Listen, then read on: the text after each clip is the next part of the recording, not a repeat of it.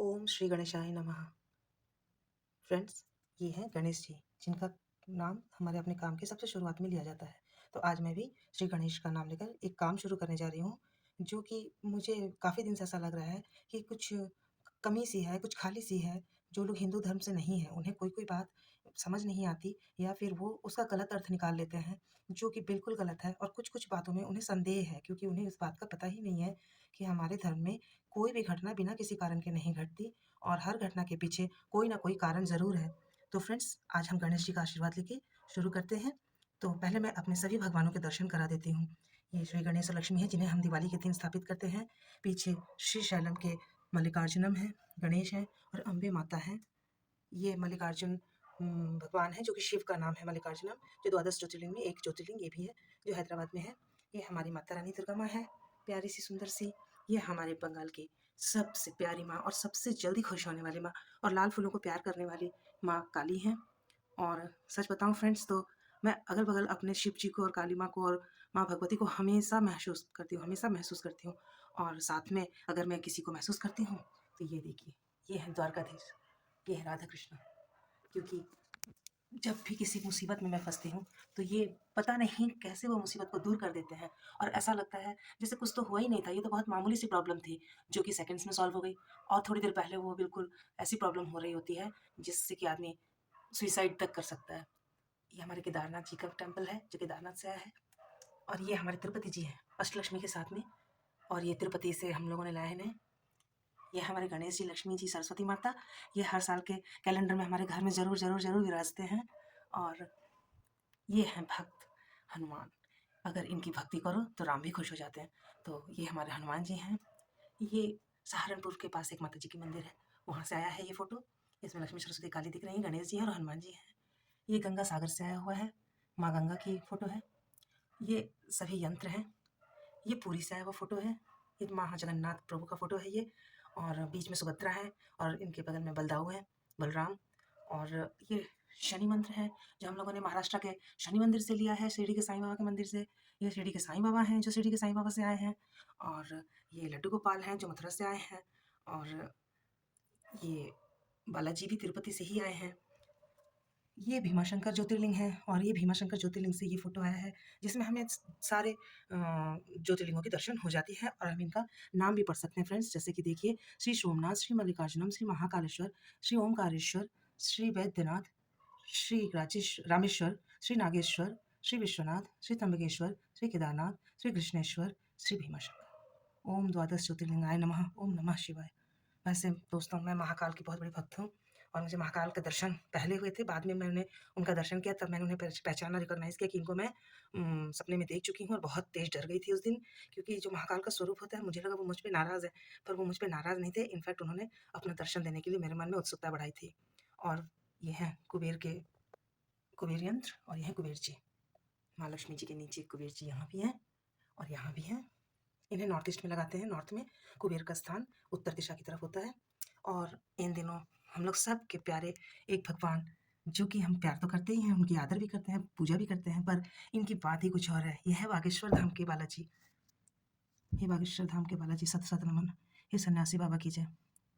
हे दादा गुरु की जय। बोलो सांची दरबार की जय। ओम हनुमते नमः, ओम हनुमते नमः, ओम हनुमते नमः। इन्होंने तो बिल्कुल साक्षात रूप से जो जलवा किया है मेरे घर पे, कि मैं बता नहीं सकती। इनके लिए मैंने यहाँ नारियल भी रखा हुआ है बांध के। जब भी मैं बागेश्वर धाम जाऊँगी, ये नारियल उनको ज़रूर चढ़ाऊँगी, क्योंकि मैंने इसी में अपनी अर्जी लगाई है। तो ये हमारे घर के भगवान हैं। इनको मैं प्रणाम करके आज एक प्रॉब्लम का सॉल्यूशन निकालने जा रही हूँ, और देखती हूँ ये कहाँ तक संभव हो पाता है।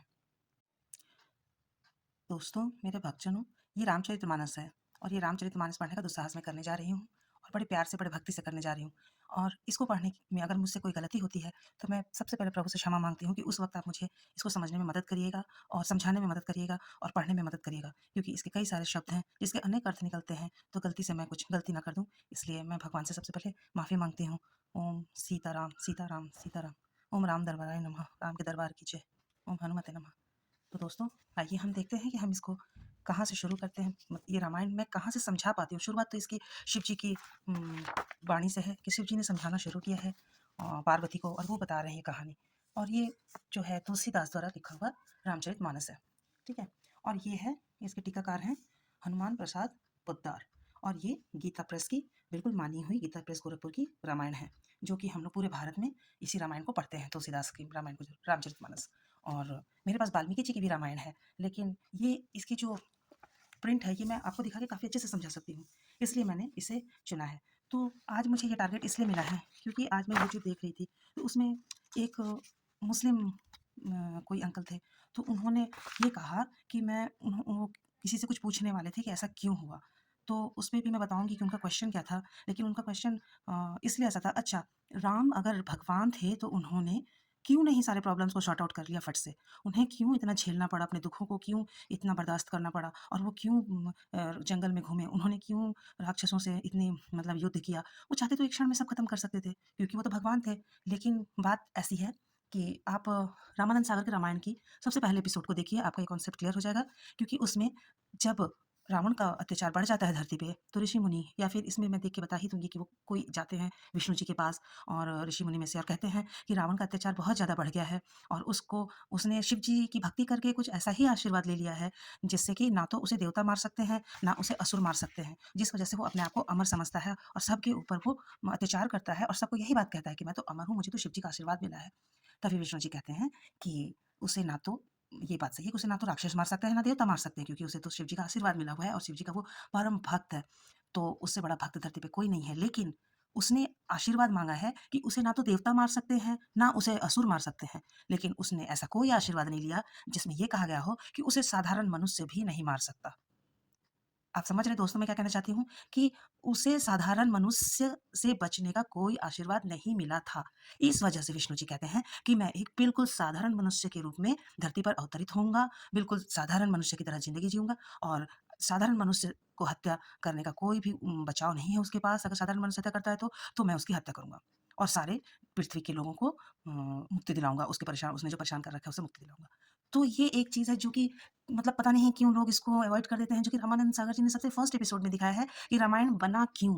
रामायण बनाने की ज़रूरत क्या थी? ऐसा क्या था कि राम जी को उस वक़्त अवतरित होना पड़ा, जबकि सब कुछ तो सही चल रहा था?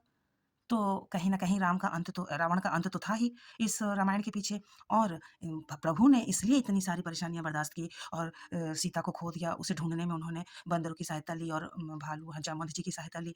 तो इसलिए ली क्योंकि वो साधारण मनुष्य थे, और अब हम ये सोचते हैं कि अगर वो साधारण मनुष्य थे, तो उनके पास इतनी दिव्य शक्तियाँ कैसे आईं? तब वो कैसे ब्रह्मास्त्र चला रहे थे और मंत्र पढ़ के इसको मार दे रहे थे, उसको मार दे रहे थे?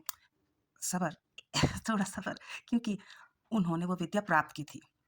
वो जब वशिष्ठ जी के गुरुकुल में गए थे, तो उन्होंने जो भी शिक्षा उन्हें दिया था, उसको यूज़ करके, उस मंत्र के पावर से उन्होंने और शिव धनुष तोड़ा, या राक्षसों का वध किया, या जो भी उनके द्वारा आप देखते हैं कि कुछ ऐसा मिरेकल टाइप होता है, या फिर माने दिव्य कोई भी शक्ति आपको देखने को मिलता है, या फिर कोई आप उन्होंने ऐसा काम कर दिया है, जो कि एक साधारण पुरुष नहीं कर सकता। तो वो उनकी विद्या है दोस्तों, वो उनकी विद्या थी। अब आज की डेट में कोई जादूगर जादू करता है तो वो भगवान तो नहीं है, और ना ही उसे कोई पावर मिला हुआ है, वो उसकी विद्या है, हाथ की सफाई है। तो प्रभु हमारे जादूगर नहीं थे, प्रभु हमारे, उन्होंने शिक्षा प्राप्त की थी वो सारे अस्त्र-शस्त्र चलाने के, मौखिक रूप से लोगों का प्रॉब्लम सॉल्व करने के लिए, लोगों की तकलीफ दूर करने का उनको आशीर्वाद मिला होगा। उनकी पढ़ाई-लिखाई, उनका जो ज्ञान था, वो ज्ञान उन्होंने बहुत अच्छे से प्राप्त किया होगा, जिससे एक वो अद्भुत पुरुष बने, और अल्टीमेटली भगवान तो थे ही थे, बट उस वक़्त वो भगवान नहीं थे।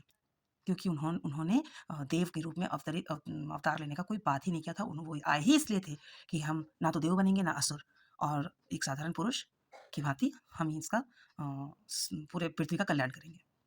तो ये थी शुरुआती बात जो अंकल ने पूछा था उस यूट्यूब चैनल पे। अब किसी माध्यम से अगर उन तक मेरी ये बात पहुँच जाती है तो मैं बहुत शुक्रगुज़ार होंगी।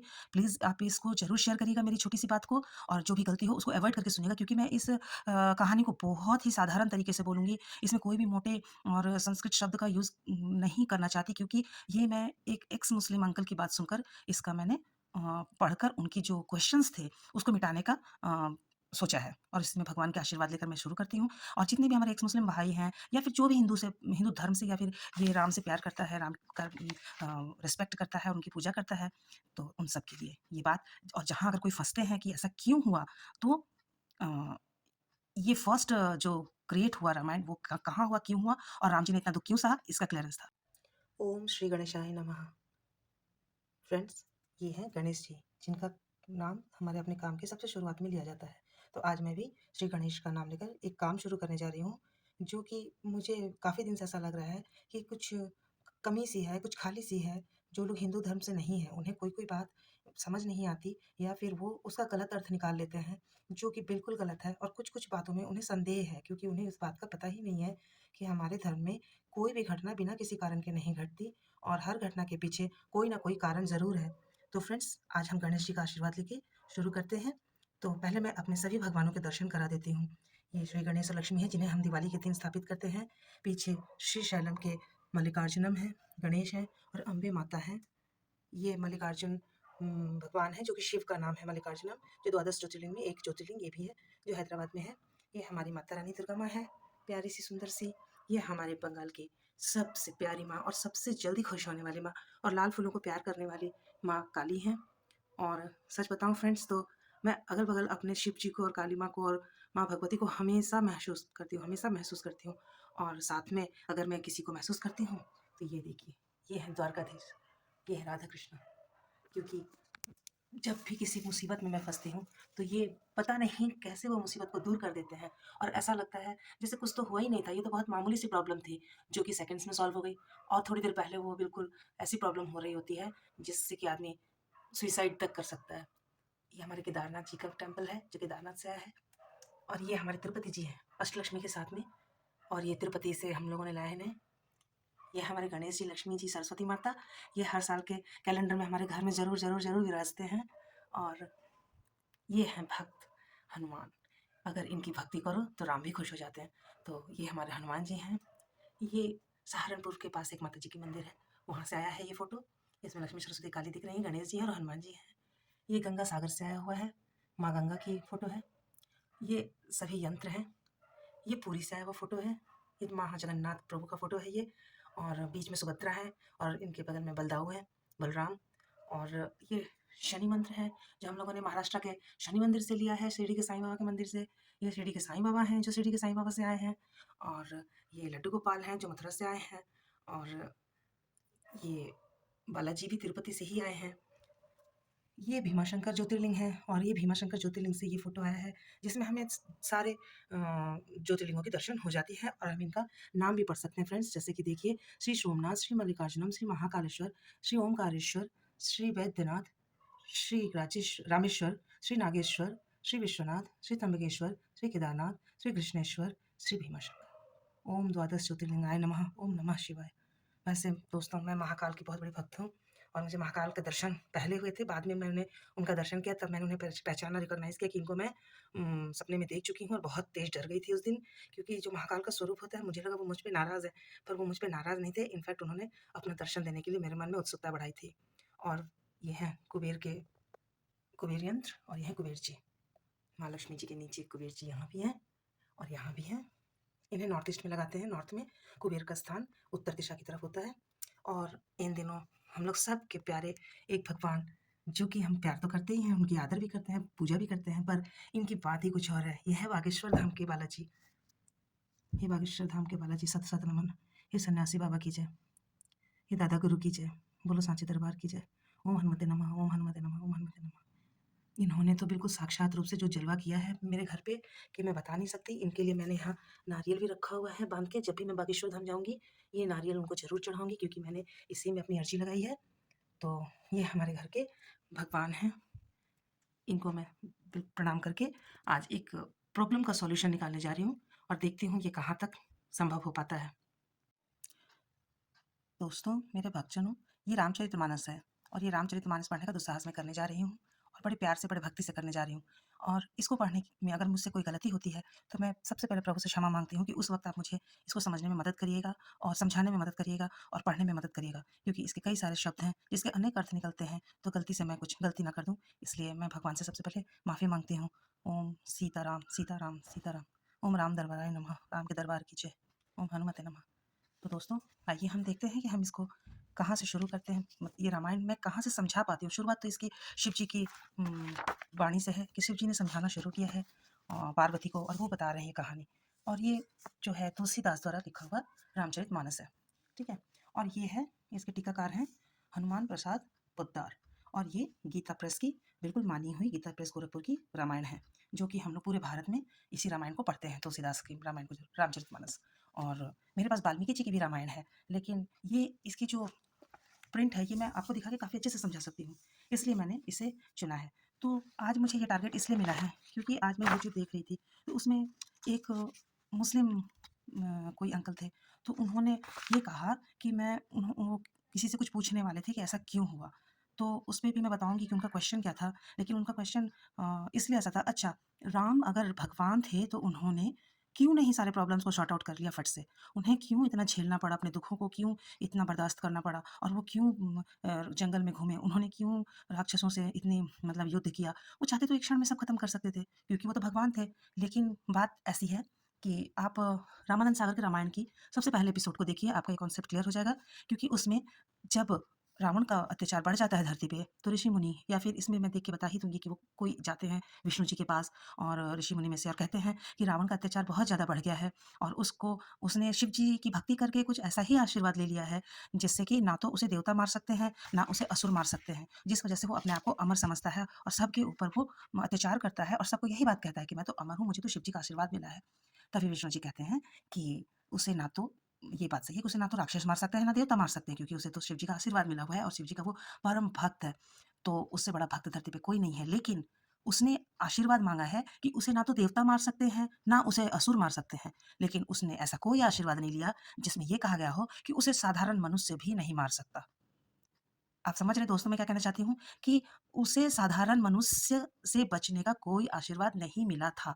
इस वजह से विष्णु जी कहते हैं कि मैं एक बिल्कुल साधारण मनुष्य के रूप में धरती पर अवतरित होऊँगा, बिल्कुल साधारण मनुष्य की तरह ज़िंदगी जीऊँगा, और साधारण मनुष्य को हत्या करने का कोई भी बचाव नहीं है उसके पास। अगर साधारण मनुष्य हत्या करता है तो मैं उसकी हत्या करूँगा, और सारे पृथ्वी के लोगों को मुक्ति दिलाऊँगा, उसने जो परेशान कर रखा है उसे मुक्ति दिलाऊँगा। तो ये एक चीज़ है जो कि मतलब पता नहीं क्यों लोग इसको अवॉइड कर देते हैं, जो कि रामानंद सागर जी ने सबसे फर्स्ट एपिसोड में दिखाया है कि रामायण बना क्यों? रामायण बनाने की ज़रूरत क्या थी? ऐसा क्या था कि राम जी को उस वक़्त अवतरित होना पड़ा, जबकि सब कुछ तो सही चल रहा था? तो कहीं न कहीं रावण का अंत तो था ही इस रामायण के पीछे, और प्रभु ने इसलिए इतनी सारी परेशानियाँ बर्दाश्त की, और सीता को खो दिया, उसे ढूँढने में उन्होंने बंदरों की सहायता ली, और भालू जामवंत जी की सहायता ली। तो इसलिए ली क्योंकि वो साधारण मनुष्य थे, और अब हम ये सोचते हैं कि अगर वो साधारण मनुष्य थे, तो उनके पास इतनी दिव्य शक्तियाँ कैसे आईं? तब वो कैसे ब्रह्मास्त्र चला रहे थे और मंत्र पढ़ के इसको मार दे रहे थे, उसको मार दे रहे थे? सब्र, थोड़ा सब्र, क्योंकि उन्होंने वो विद्या प्राप्त की थी। वो जब वशिष्ठ जी के गुरुकुल में गए थे, तो उन्होंने जो भी शिक्षा उन्हें दिया था, उसको यूज़ करके, उस मंत्र के पावर से उन्होंने और शिव धनुष तोड़ा, या राक्षसों का वध किया, या जो भी उनके द्वारा आप देखते हैं कि कुछ ऐसा मिरेकल टाइप होता है, या फिर माने दिव्य कोई भी शक्ति आपको देखने को मिलता है, या फिर कोई आप उन्होंने ऐसा काम कर दिया है, जो कि एक साधारण पुरुष नहीं कर सकता। तो वो उनकी विद्या है दोस्तों, वो उनकी विद्या थी।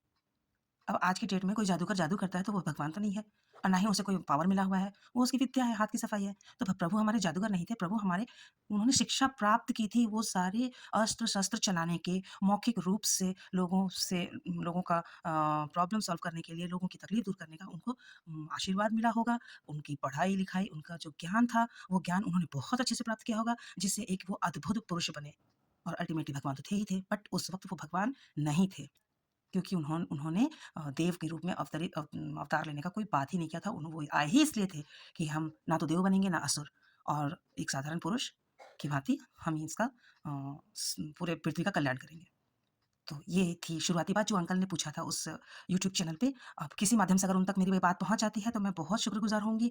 प्लीज़ आप इसको ज़रूर शेयर करिएगा, मेरी छोटी-सी बात को, और जो भी गलती हो उसको अवॉइड करके सुनिएगा, क्योंकि मैं इस कहानी को बहुत ही साधारण तरीके से बोलूँगी। इसमें कोई भी मोटे और संस्कृत शब्द का यूज़ नहीं करना चाहती, क्योंकि ये मैं एक एक्स मुस्लिम अंकल की बात सुनकर इसका मैंने पढ़कर उनकी जो क्वेश्चन्स थे उसको मिटाने का सोचा है, और इसमें भगवान के आशीर्वाद लेकर मैं शुरू करती हूँ। और जितने भी हमारे एक्स मुस्लिम भाई हैं, या फिर जो भी हिंदू धर्म से, या फिर ये राम से प्यार करता है, राम का रिस्पेक्ट करता है, उनकी पूजा करता है, तो उन सब के लिए ये बात। और जहाँ अगर कोई फँसते हैं कि ऐसा क्यों हुआ, तो अ, ये फर्स्ट जो क्रिएट हुआ रामायण, वो कहाँ हुआ, क्यों हुआ, और राम जी ने इतना दुःख क्यों सहा, इसका क्लीयरेंस था। ओम श्री गणेशाय नमः। फ्रेंड्स, ये हैं गणेश जी, जिनका नाम हमारे अपने काम की सबसे शुरुआत में लिया जाता है। तो आज मैं भी श्री गणेश का नाम लेकर एक काम शुरू करने जा रही हूँ, जो कि मुझे काफ़ी दिन से ऐसा लग रहा है कि कुछ कमी सी है, कुछ खाली सी है। जो लोग हिंदू धर्म से नहीं हैं, उन्हें कोई-कोई बात समझ नहीं आती या फिर वो उसका गलत अर्थ निकाल लेते हैं, जो कि बिल्कुल गलत है। और कुछ-कुछ बातों में उन्हें संदेह है, क्योंकि उन्हें इस बात का पता ही नहीं है कि हमारे धर्म में कोई भी घटना बिना किसी कारण के नहीं घटती और हर घटना के पीछे कोई ना कोई कारण ज़रूर है। तो फ्रेंड्स, आज हम गणेश जी का आशीर्वाद लेके शुरू करते हैं। तो पहले मैं अपने सभी भगवानों के दर्शन करा देती हूँ। ये श्री गणेश और लक्ष्मी हैं, जिन्हें हम दिवाली के दिन स्थापित करते हैं। पीछे श्री शैलम के मल्लिकार्जुनम हैं, गणेश हैं और अम्बे माता हैं। ये मल्लिकार्जुन भगवान है, जो कि शिव का नाम है मल्लिकार्जुनम, जो द्वादश ज्योतिर्लिंग में एक ज्योतिर्लिंग ये भी है, जो हैदराबाद में है। ये हमारी माता रानी दुर्गा माँ है, प्यारी सी सुंदर सी। ये हमारे बंगाल की सबसे प्यारी माँ और सबसे जल्दी खुश होने वाली माँ और लाल फूलों को प्यार करने वाली माँ काली हैं। और सच बताऊँ फ्रेंड्स, तो मैं अगल-बगल अपने शिव जी को और काली माँ को और माँ भगवती को हमेशा महसूस करती हूँ। और साथ में अगर मैं किसी को महसूस करती हूँ, तो ये देखिए, ये है द्वारकाधीश, ये है राधा कृष्ण। क्योंकि जब भी किसी मुसीबत में मैं फँसती हूँ, तो ये पता नहीं कैसे वो मुसीबत को दूर कर देते हैं और ऐसा लगता है जैसे कुछ तो हुआ ही नहीं था, ये तो बहुत मामूली सी प्रॉब्लम थी, जो कि सेकंड्स में सॉल्व हो गई। और थोड़ी देर पहले वो बिल्कुल ऐसी प्रॉब्लम हो रही होती है, जिससे कि आदमी सुसाइड तक कर सकता है। ये हमारे केदारनाथ जी का टेम्पल है, जो केदारनाथ से आया है। और ये हमारे तिरुपति जी हैं, अष्टलक्ष्मी के साथ में। और ये तिरुपति से हम लोगों ने लाए हैं इन्हें। ये हमारे गणेश जी, लक्ष्मी जी, सरस्वती माता। ये हर साल के कैलेंडर में हमारे घर में ज़रूर ज़रूर ज़रूर विराजते हैं। और ये हैं भक्त हनुमान। अगर इनकी भक्ति करो तो राम भी खुश हो जाते हैं। तो ये हमारे हनुमान जी हैं। ये सहारनपुर के पास एक माता जी की मंदिर है, वहाँ से आया है ये फ़ोटो। इसमें लक्ष्मी, सरस्वती, काली दिख रही हैं, गणेश जी हैं और हनुमान जी हैं। ये गंगा सागर से आया हुआ है, माँ गंगा की फ़ोटो है। ये सभी यंत्र हैं। ये पुरी से आया हुआ फ़ोटो है। ये महाजगन्नाथ प्रभु का फ़ोटो है ये। और बीच में सुभद्रा है और इनके बगल में बलदाऊ है, बलराम। और ये शनि मंत्र है, जो हम लोगों ने महाराष्ट्र के शनि मंदिर से लिया है, शिरडी के साईं बाबा के मंदिर से। ये शिरडी के साईं बाबा हैं, जो शिरडी के साईं बाबा से आए हैं। और ये लड्डू गोपाल हैं, जो मथुरा से आए हैं। और ये बालाजी भी तिरुपति से ही आए हैं।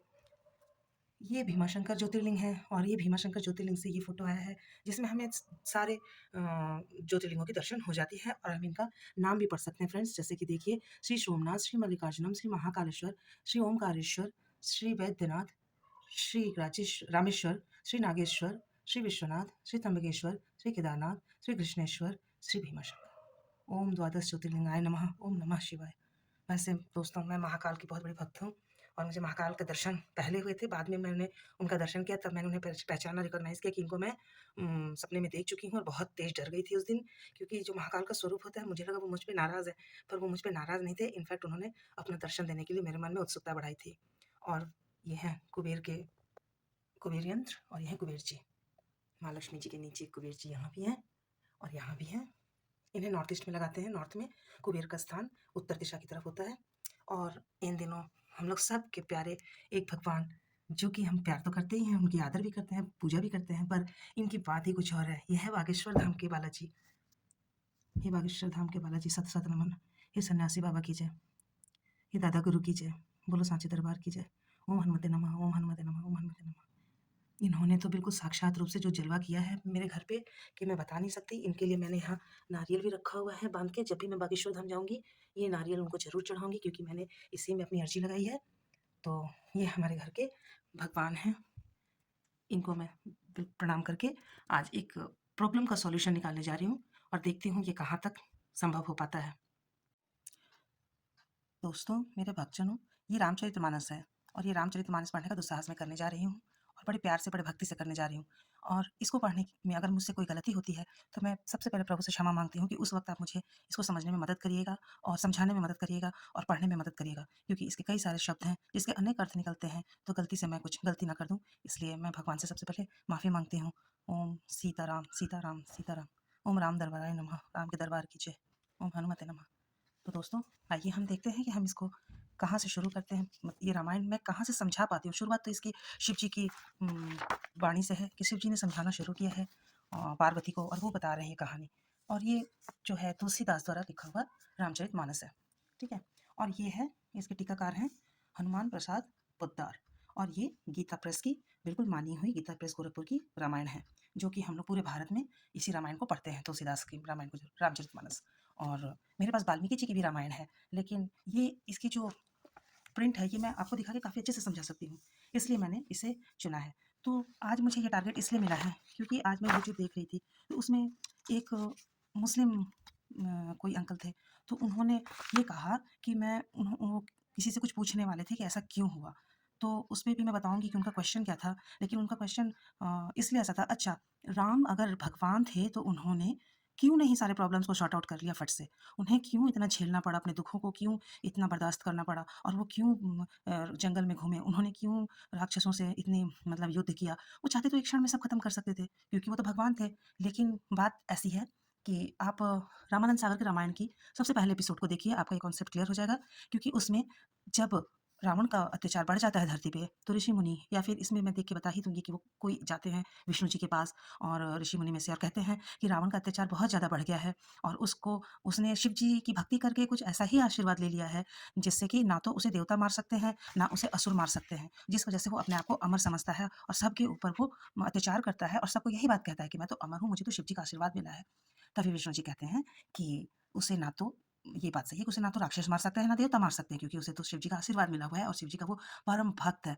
तो उससे बड़ा भक्त धरती पे कोई नहीं है। लेकिन उसने आशीर्वाद माँगा है कि उसे ना तो देवता मार सकते हैं, ना उसे असुर मार सकते हैं। लेकिन उसने ऐसा कोई आशीर्वाद नहीं लिया जिसमें ये कहा गया हो कि उसे साधारण मनुष्य भी नहीं मार सकता। आप समझ रहे हैं दोस्तों मैं क्या कहना चाहती हूँ? कि उसे साधारण मनुष्य से बचने का कोई आशीर्वाद नहीं मिला था। इस वजह से विष्णु जी कहते हैं कि मैं एक बिल्कुल साधारण मनुष्य के रूप में धरती पर अवतरित होऊँगा, बिल्कुल साधारण मनुष्य की तरह ज़िंदगी जीऊँगा, और साधारण मनुष्य को हत्या करने का कोई भी बचाव नहीं है उसके पास। अगर साधारण मनुष्य हत्या करता है तो मैं उसकी हत्या करूँगा, और सारे पृथ्वी के लोगों को मुक्ति दिलाऊँगा, उसने जो परेशान कर रखा है उसे मुक्ति दिलाऊँगा। तो ये एक चीज़ है जो कि मतलब पता नहीं क्यों लोग इसको अवॉइड कर देते हैं, जो कि रामानंद सागर जी ने सबसे फर्स्ट एपिसोड में दिखाया है कि रामायण बना क्यों? रामायण बनाने की ज़रूरत क्या थी? ऐसा क्या था कि राम जी को उस वक़्त अवतरित होना पड़ा, जबकि सब कुछ तो सही चल रहा था? तो कहीं न कहीं रावण का अंत तो था ही इस रामायण के पीछे, और प्रभु ने इसलिए इतनी सारी परेशानियाँ बर्दाश्त की, और सीता को खो दिया, उसे ढूँढने में उन्होंने बंदरों की सहायता ली, और भालू जामवंत जी की सहायता ली। तो इसलिए ली क्योंकि वो साधारण मनुष्य थे, और अब हम ये सोचते हैं कि अगर वो साधारण मनुष्य थे, तो उनके पास इतनी दिव्य शक्तियाँ कैसे आईं? तब वो कैसे ब्रह्मास्त्र चला रहे थे और मंत्र पढ़ के इसको मार दे रहे थे, उसको मार दे रहे थे? सब्र, थोड़ा सब्र, क्योंकि उन्होंने वो विद्या प्राप्त की थी। वो जब वशिष्ठ जी के गुरुकुल में गए थे, तो उन्होंने जो भी शिक्षा उन्हें दिया था, उसको यूज़ करके, उस मंत्र के पावर से उन्होंने और शिव धनुष तोड़ा, या राक्षसों का वध किया, या जो भी उनके द्वारा आप देखते हैं कि कुछ ऐसा मिरेकल टाइप होता है, या फिर माने दिव्य कोई भी शक्ति आपको देखने को मिलता है, या फिर कोई आप उन्होंने ऐसा काम कर दिया है, जो कि एक साधारण पुरुष नहीं कर सकता। तो वो उनकी विद्या है दोस्तों, वो उनकी विद्या थी। अब आज की डेट में कोई जादूगर जादू करता है तो वो भगवान तो नहीं है, और ना ही उसे कोई पावर मिला हुआ है, वो उसकी विद्या है, हाथ की सफाई है। तो प्रभु हमारे जादूगर नहीं थे, प्रभु हमारे, उन्होंने शिक्षा प्राप्त की थी वो सारे अस्त्र-शस्त्र चलाने के, मौखिक रूप से लोगों का प्रॉब्लम सॉल्व करने के लिए, लोगों की तकलीफ दूर करने का उनको आशीर्वाद मिला होगा। उनकी पढ़ाई-लिखाई, उनका जो ज्ञान था, वो ज्ञान उन्होंने बहुत अच्छे से प्राप्त किया होगा, जिससे एक वो अद्भुत पुरुष बने, और अल्टीमेटली भगवान तो थे ही थे, बट उस वक़्त वो भगवान नहीं थे। क्योंकि उन्होंने देव के रूप में अवतार लेने का कोई बात ही नहीं किया था। वो आए ही इसलिए थे कि हम ना तो देव बनेंगे, ना असुर, और एक साधारण पुरुष की भाँति हम ही इसका पूरे पृथ्वी का कल्याण करेंगे। तो ये थी शुरुआती बात जो अंकल ने पूछा था उस यूट्यूब चैनल पे। अब किसी माध्यम से अगर उन तक मेरी ये बात पहुँच जाती है तो मैं बहुत शुक्रगुज़ार होंगी। प्लीज़ आप इसको ज़रूर शेयर करिएगा मेरी छोटी-सी बात को, और जो भी गलती हो उसको अवॉइड करके सुनिएगा, क्योंकि मैं इस कहानी को बहुत ही साधारण तरीके से बोलूँगी। इसमें कोई भी मोटे और संस्कृत शब्द का यूज़ नहीं करना चाहती, क्योंकि ये मैं एक एक्स मुस्लिम अंकल की बात सुनकर इसका मैंने पढ़कर उनकी जो क्वेश्चन्स थे उसको मिटाने का सोचा है, और इसमें भगवान के आशीर्वाद लेकर मैं शुरू करती हूँ। और जितने भी हमारे एक्स मुस्लिम भाई हैं, या फिर जो भी हिंदू धर्म से, या फिर ये राम से प्यार करता है, राम का रिस्पेक्ट करता है, उनकी पूजा करता है, तो उन सब के लिए ये बात। और जहाँ अगर कोई फँसते हैं कि ऐसा क्यों हुआ, तो अ, ये फर्स्ट जो क्रिएट हुआ रामायण, वो कहाँ हुआ, क्यों हुआ, और राम जी ने इतना दुःख क्यों सहा, इसका क्लीयरेंस था। तो आइए अब शुरू करते हैं कि रामायण में क्या लिखा है, और हम इसको कैसे शुरू करते हैं। श्री सहित दिनकर वंशभूषण काम बहु छवि सोहई। नौ अंबोधर बारगात अंबर पीत सुरनर मनमोही। मुकुटांग दादी विचित्र भूषण अंग अंगाही प्रति सजे। अंज भोज नयन विशाल और भोज धन्य नर निरंक जे। ये इन्होंने एक राम जी के तारीफ में या उनके वर्णन में 2 लाइनें लिखी हैं, जिसमें उनकी छवि, उनका पहनावा, उनकी सुंदरता का वर्णन किया गया है। तो फ्रेंड्स, जो हिंदू नहीं हैं या फिर जो हिंदू हैं पर अभी तक उन्होंने रामायण का पाठ नहीं किया है, वो देखें, यहाँ पे विशेष चीज बनी हुई है। आप इसके अकॉर्डिंग आप रामायण को समझने में बहुत मदद मिलेगी। जैसे कि यहाँ शुरुआत हो रहा है, राम जी का जन्म यहाँ हुआ। उसके पहले ये जो है, ये शंकर जी और पार्वती जी के बीच में जो संवाद हुए हैं, उनके और कुछ जो भी बातें हुई हैं रामायण के बारे में शुरू होने से पहले, वो यहाँ पे उसको डिस्क्राइब किया गया है और शुरुआत होती है यहाँ बालखंड से। तो इसका पहला खंड है बालखंड और दूसरा खंड है,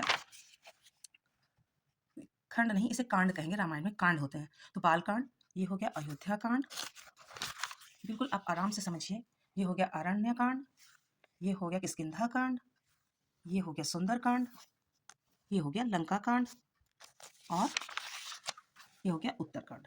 तो ये सारे कांड हमारे रामायण में इसके पार्ट्स हैं और इनको आप बारी बारी से कांड के अकॉर्डिंग समझने की कोशिश करिए मेरे भाई बहनों।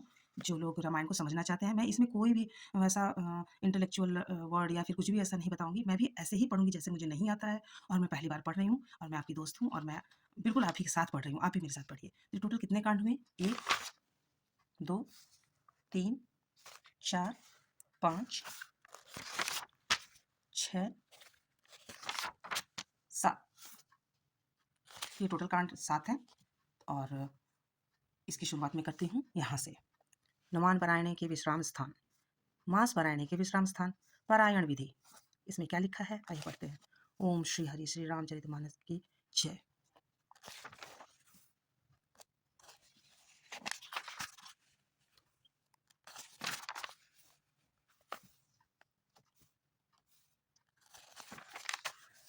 तो फ्रेंड्स, ये आया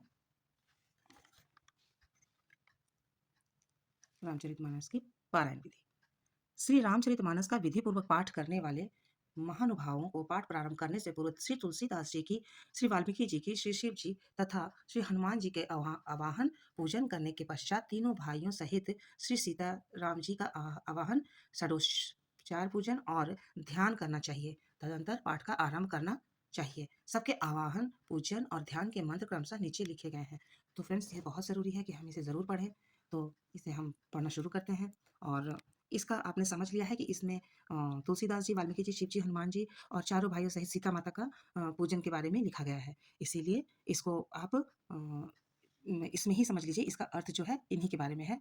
तो मैं इसे पढ़ लेती हूँ पहले।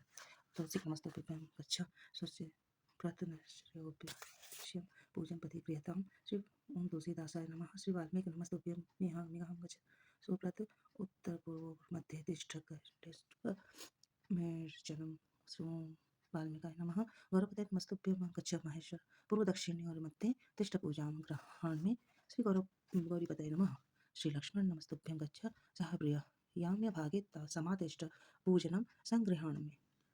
ओम श्री सपत्निकाय लक्ष्मणाय नमः। श्री शत्रुघ्नं नमस्तुभ्यं गच्छ सप्रिय पीठस्य पश्चिमे भागे पूजन स्वीकुरुष्व मे। श्री सपत्निकाय शत्रुघ्नाय नमः। श्री भरत नमस्तुभ्यं गच्छ सप्रिय पीठस्तोत्रे भाग्य तिष्ठ पूजां ग्रहण में। ओम श्री सपत्निकाय भारताय नमः। ओम श्री हनुमत्तुभ्यं मिहां गच्छ कृपानिधे पूर्व भागे समाधिष्ठ पूजन स्वीकुरु प्रभो। ओम हनुमते नमः।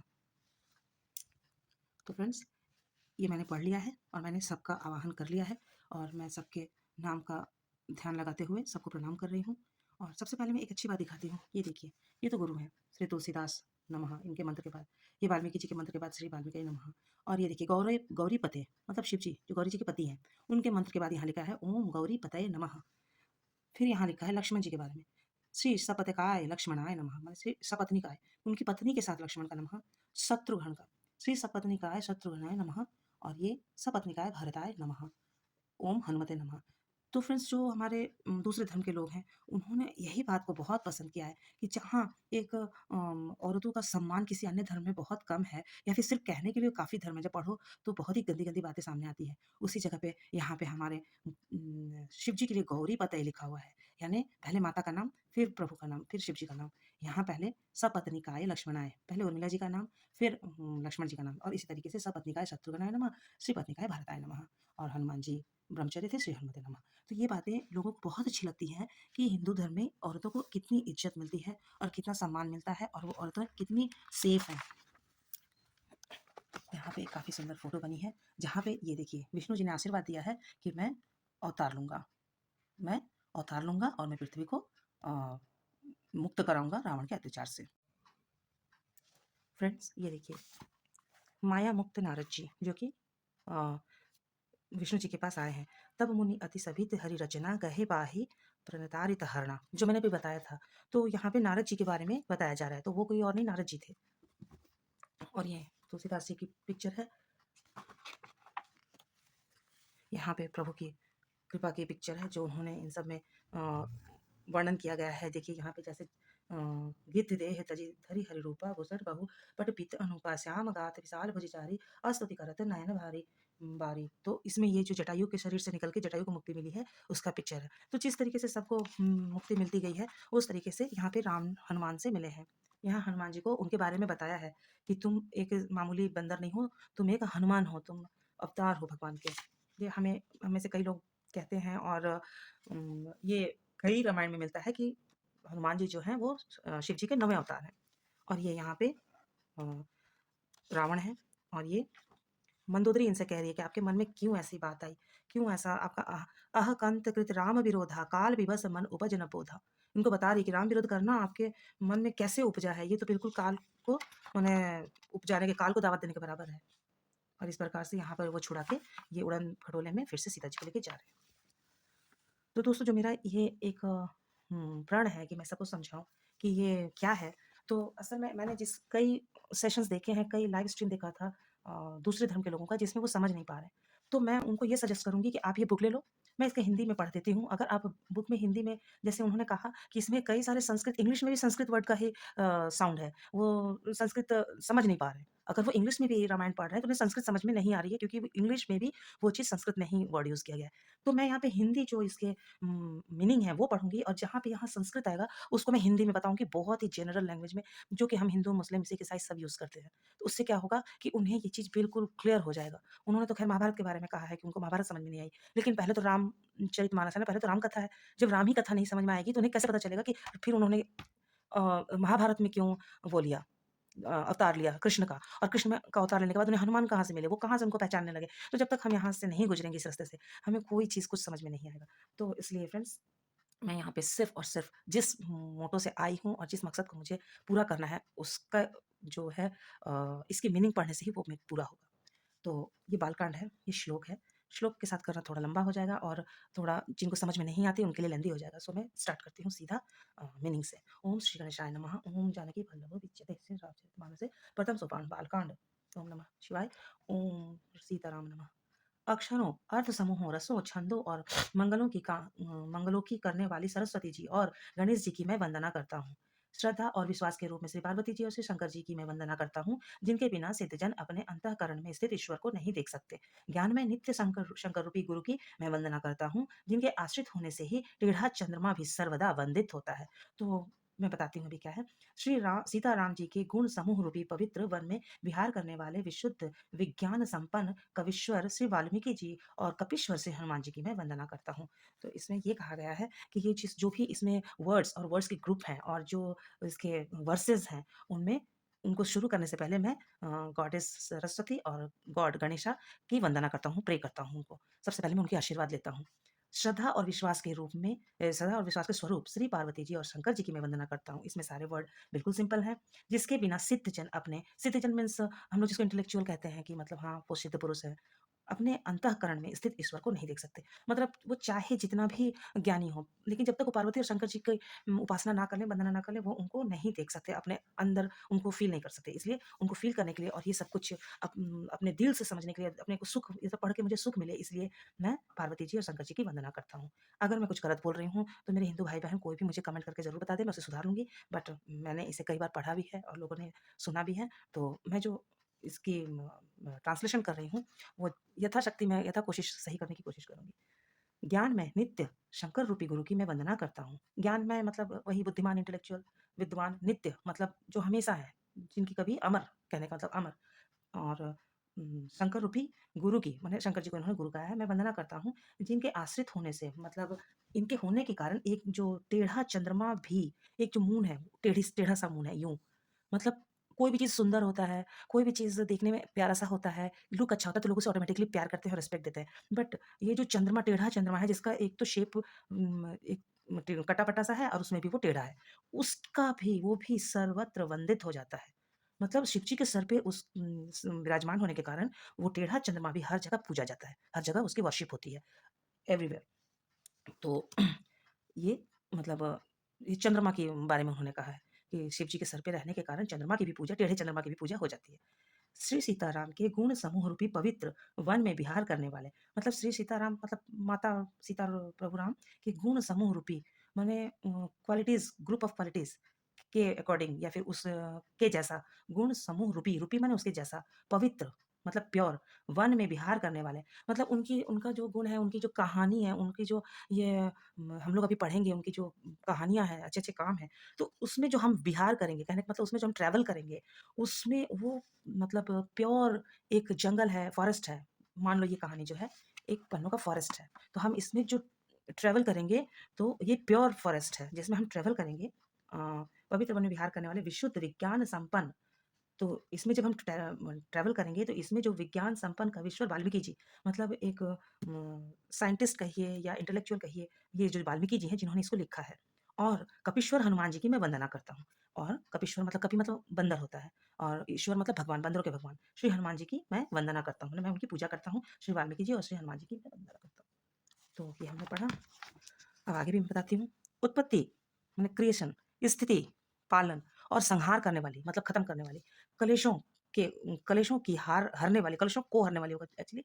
कलेश मतलब जो घर में अशांति होती रहती है, झगड़ा झंझट, तो कलेशों को हरने वाली तथा संपूर्ण कल्याणों को करने वाली श्री रामचंद्र जी की प्रियतमा श्री सीता माता जी को मैं नमस्कार करता हूँ।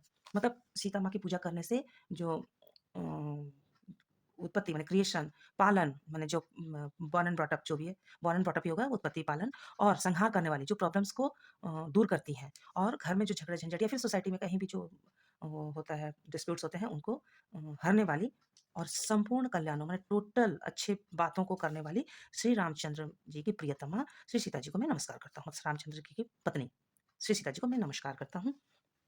अब वहाँ पे इन्होंने सीता जी को भी नमस्कार कर लिया है। जिनकी मायके जिनकी माया के वशीभूत संपूर्ण विश्व ब्रह्मादि देवता और असुर हैं, जिनकी सत्ता से रस्सी में संपर्क भांति सर्प के भ्रम की भांति यह सारा दृश्य जगत सत्य प्रतीत होता है। जिनकी माया में वशीभूत होकर संपूर्ण विश्व, मतलब उनके रिस्पेक्ट में जो हम लोग कायल हैं उनके, उसमें संपूर्ण विश्व माने पूरी दुनिया उनके रिस्पेक्ट में कायल होकर ब्रह्मादि देवता और असुर, वो चाहे भगवान हो, चाहे ब्रह्म हो माने ब्राह्मण हो, या देवता हो, या असुर हो, जिनकी सत्ता से रस्सी में सर्प के भांति, माने जिनके पास रस्सी में जैसे साँप ऐसे बंध जाता है, भ्रम की भाँति, सर्प के भ्रम की भाँति यह सारा दृश्य जगत सत्य ही प्रतीत होता है। जिनकी सत्ता से रस्सी में सर्प के भ्रम की भाँति यह सारा दृश्य जगत सत्य ही प्रतीत होता है।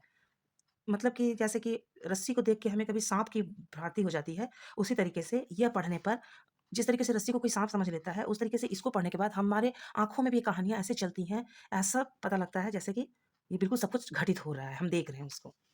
और जिनके केवल चरण ही भवसागर के तरने की इच्छा वालों के लिए एकमात्र नौका है। माने हम उनके चरणों में पूजा करें, तो इससे भवसागर मीन्स हो गया ये दुनिया एक समझ लीजिए, भव सागर मतलब एक कुआँ है या तालाब है, समुद्र है। ये मतलब जो समुद्र है, ओशन है, वो तो है ही है। ये जो है भावनाओं का सागर है, ये जहाँ पे हम माया से बंधे रहते हैं, कि ये मेरा भाई है, ये मेरी बहन है, ये मेरा पति है, ये मेरा दोस्त है, हैं? तो ये भावनाओं का सागर, ये भी एक एक्वेरियम टाइप है जिसमें हम जी रहे हैं।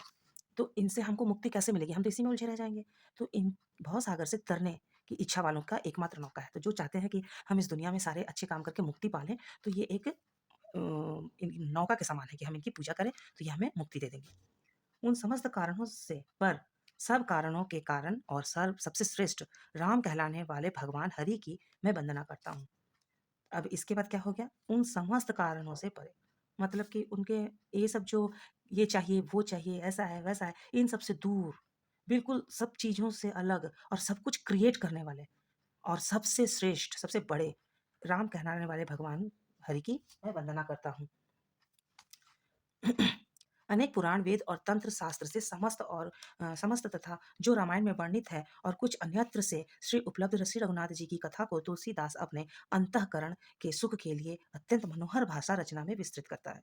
तो ये तो बिल्कुल ईज़ी लैंग्वेज है। अनेक पुराण, वेद मतलब बुक्स जो हैं पुराण, वेद ये सभी जानते हैं और तंत्र शास्त्र में समस्त माने सभी तथा रामायणों में वर्णित जो रामायण में एक्सप्लेन किया गया है और कुछ अन्यत्र से उपलब्ध और कुछ अलग-अलग जगह से जो मिले हैं, उपलब्ध हुए हैं, श्री रघुनाथ जी की कथा को जो राम जी की कथाएँ मिलती हैं उम, उनको तुलसीदास जी ने अपने अंतःकरण, अपने दिल में दिल के सुख के लिए बहुत ही सुंदर भाषा में उन्होंने वर्णन किया है, इसमें एक्सप्लेन किया है। जिन्हें स्मरण स्मरण करने से सर्व कार्य सिद्ध होते हैं, जो गणों के स्वामी और सुंदर हाथी के मुख वाले हैं। तो कौन है? जो वे ही बुद्धि के राशि और शुभ गुणों के धाम श्री गणेश जी मुझ पर कृपा करें। ये भी लाइन क्लियर है। जिन्हें स्मरण करने से सब कार्य सिद्ध होते हैं। गणेश जी के गुण हैं, जो गणों के स्वामी और हाथी के मुख वाले, उनका सिर हाथी का है और क्यों हाथी का है ये सभी जानते हैं। वे ही बुद्धि की राशि और शुभ गुणों के धाम, उनके नाम लेने से मात्र से ही सारा काम शुभ हो जाता है। श्री गणेश जी की मुझ पर कृपा करें। तो श्री गणेश जी की भगवान करे सब पर कृपा रहे, जो लोग सुन रहे हैं उन पे भी कृपा रहे, क्योंकि वो विघ्न विनाशक हैं, विद्यादायक हैं, शत्रुनाशक हैं। जिनकी कृपा से गूंगा बहुत सुंदर बोलने वाला हो जाता है और लंगड़ा लूला दुर्गम पहाड़ पर चढ़ जाता है। वे कलयुग के सब पापों को जला डालने वाले दयालु भगवान मुझ पर द्रवित हो माने पिघले माने दया करें, जो जिनके पूजा मात्र से ये सब अच्छे काम हो जाते हैं। जो नील कमल के समान श्याम वर्ण है, पूर्ण खिले हुए लाल कमल के समान जिनके नेत्र हैं, जो सदा क्षीर सागर में शयन करते हैं, वे भगवान मेरे हृदय में निवास करें। माने इसको पढ़ते वक्त गणेश हम पर कृपा करें, गणेश जी हम पे कृपा करें। और नारायण नील कमल के समान वो सांवले से दिखते हैं, काले से सांवले से उनका रंग है नीला, और उनकी आंखें जो हैं वो बिल्कुल कमल जैसी है, उनको कमल नयन भी कहा जाता है। जो सदा क्षीर सागर में, वो खीर के समुद्र में वो हमेशा रहते हैं, चलते हैं, उसी पर रहते हैं। वे भगवान नारायण मेरे हृदय में निवास करें। जिनका कुंद के पुष्प और चंद्रमा के समान गौर शरीर है, जो पार्वती जी के प्रियतम है और दाई के धाम है, और जिनका दिनों पर स्नेह है, वे कामदेव का मर्दन करने वाले श्री शंकर जी मुझ पर कृपा करें। जिनका कुंद के फूल, ये किसी फूल का नाम है, कुंद के फूल और चंद्रमा के समान गोरा, कुंद के मतलब कुमुदनी फूल जो व्हाइट वाली कमल होते हैं, वो फूल होगा, और चंद्रमा मतलब चंद्रमा के समान व्हाइट, कहने का मतलब है पूरे गौर गौर शरीर है, मतलब गोरा शरीर है, जो पार्वती जी के पति हैं, प्रीतम हैं और दाई के धाम है, और जिनका दीनों पर स्नेह है। दीन मतलब हम लोग कहते हैं गरीबों को, दीनों पर स्नेह है, मतलब ये भगवान जो है ना गरीबों से बहुत प्यार करते हैं, गरीबों पर बहुत वो रखते हैं, ध्यान रखते हैं और गरीबों का बहुत उपकार करते हैं। वे कामदेव का मर्दन करने वाले मुझ पर कृपा करें। कामदेव हैं, वो बहुत सुंदरता के देवता हैं, तो वही उनका नाम लिखा है कि वो कामदेव का मर्दन करने वाले शंकर जी मुझ पर कृपा करें। मैं उन गुरु महाराज के चरण कमल की वंदना करता हूँ, जो कृपा करके समुद्र और नर रूप में श्री हरि ही हैं, और जिनके वचन महामोह रूपी घने अंधकार के नाश करने के लिए सूर्य की किरणों के समूह है। ये तो है कि मैं उन गुरु महाराज चरण कमल की वंदना करता हूँ। गुरु महाराज मतलब हो गए चरण कमल, जिनका पैर कमल के समान है। मतलब आप ब्रह्मा जी को कह सकते हैं, ब्रह्मा जी जो कह नहीं सकते ब्रह्मा जी हैं, जिनका चरण कमल वो कमल पे बैठते हैं, जो ब्रह्मा जी हैं। जो कृपा के समुद्र और नर रूप में श्री हरि हैं, मतलब श्री हरि तो विष्णु हो गए, तो वो नर रूप में श्री हरि ही उनको मान लीजिए। जिनके वचन महामोह रूपी घने अंधकार के नाश के लिए सूरज की किरणों के समूह है। यहाँ कुछ मुझे ये लग रहा है कि ये कृष्ण के राम के बारे में ही कहा जा रहा है। बंधो गुरुपद कंज कृपा सिंधु नर रूप हरि, महामोह तम पुंज जासु बचन रवि कर निकर। बंधो गुरु पद पदुम परागा सुरुचि सुबास सरस अनुरागा, अमिय मुरि में चूर्ण चारु समन सकल भव रुचि परिवारु। तो ये शंकर जी और ये विष्णु जी के बारे में कहा गया है। आई एम सो सॉरी, ये मैं फिर से पढ़ देती हूँ। मैं उन गुरु महाराज के चरण कमल की वंदना करता हूँ, जो कृपा करके समुद्र और नर रूप में श्री हरि ही हैं। मतलब इस धरती पर जो समुद्र है और नर है, इंसान है, वो श्री हरि ही हैं, भगवान के ही रूप हैं वो लोग। और जिनके वचन महामोहरूपी घने अंधकार को जो बात करते हैं तो सबको मोह लेते हैं, और घने अंधकार को नाश करने के लिए सूरज की किरणों का समूह है, माने ग्रुप ऑफ सनरेज। तो ये शिव जी के बाद विष्णु जी का चर्चा किया गया है, उनके बारे में बताया गया है। मैं गुरु महाराज के चरण कमलों की रज की वंदना करता हूँ, जो सुरुचि मतलब सुंदर स्वाद, सुगंध और अनुराग रूपी रस से पूर्ण है। वह अमर मूल माने संजीवनी जड़, अमर मूल वो होता है क्रीपर, जो टूट फूट भी जाते हैं तो आधे पेड़ से ही वो उगने लगते हैं, अमर बेल। तो ये कह रहे हैं कि मैं इन भगवान की वंदना पूजा करता हूँ, और उसका स्वाद, सुगंध और प्यार के रस से जो भरा हुआ ये कहानी है, उसको मैं लेने से पहले उनकी वंदना करता हूँ। और वह अमर मूल माने वो क्रीपर, क्रीपर और फिर यह वो होता है क्रीपर ही होता है जो कि ऐसे करके प्लांट चढ़ते हैं। तो संजीवनी जड़ी का सुंदर चूर्ण है, जो संपूर्ण भव रोगों के परिवार को नाश करने वाला है। मतलब ये जो भगवान की कथा है ना, इसको सुनने के बाद आदमी संसार से इतना दूर चला जाता है, इतना विरक्त हो जाता है। कहने का मतलब विरक्त होने का मतलब ये नहीं कि अपने परिवार को छोड़ देता है, सन्यासी बन जाता है। कहने का मतलब लोभ, काम, क्रोध इनसे दूर चला जाता है।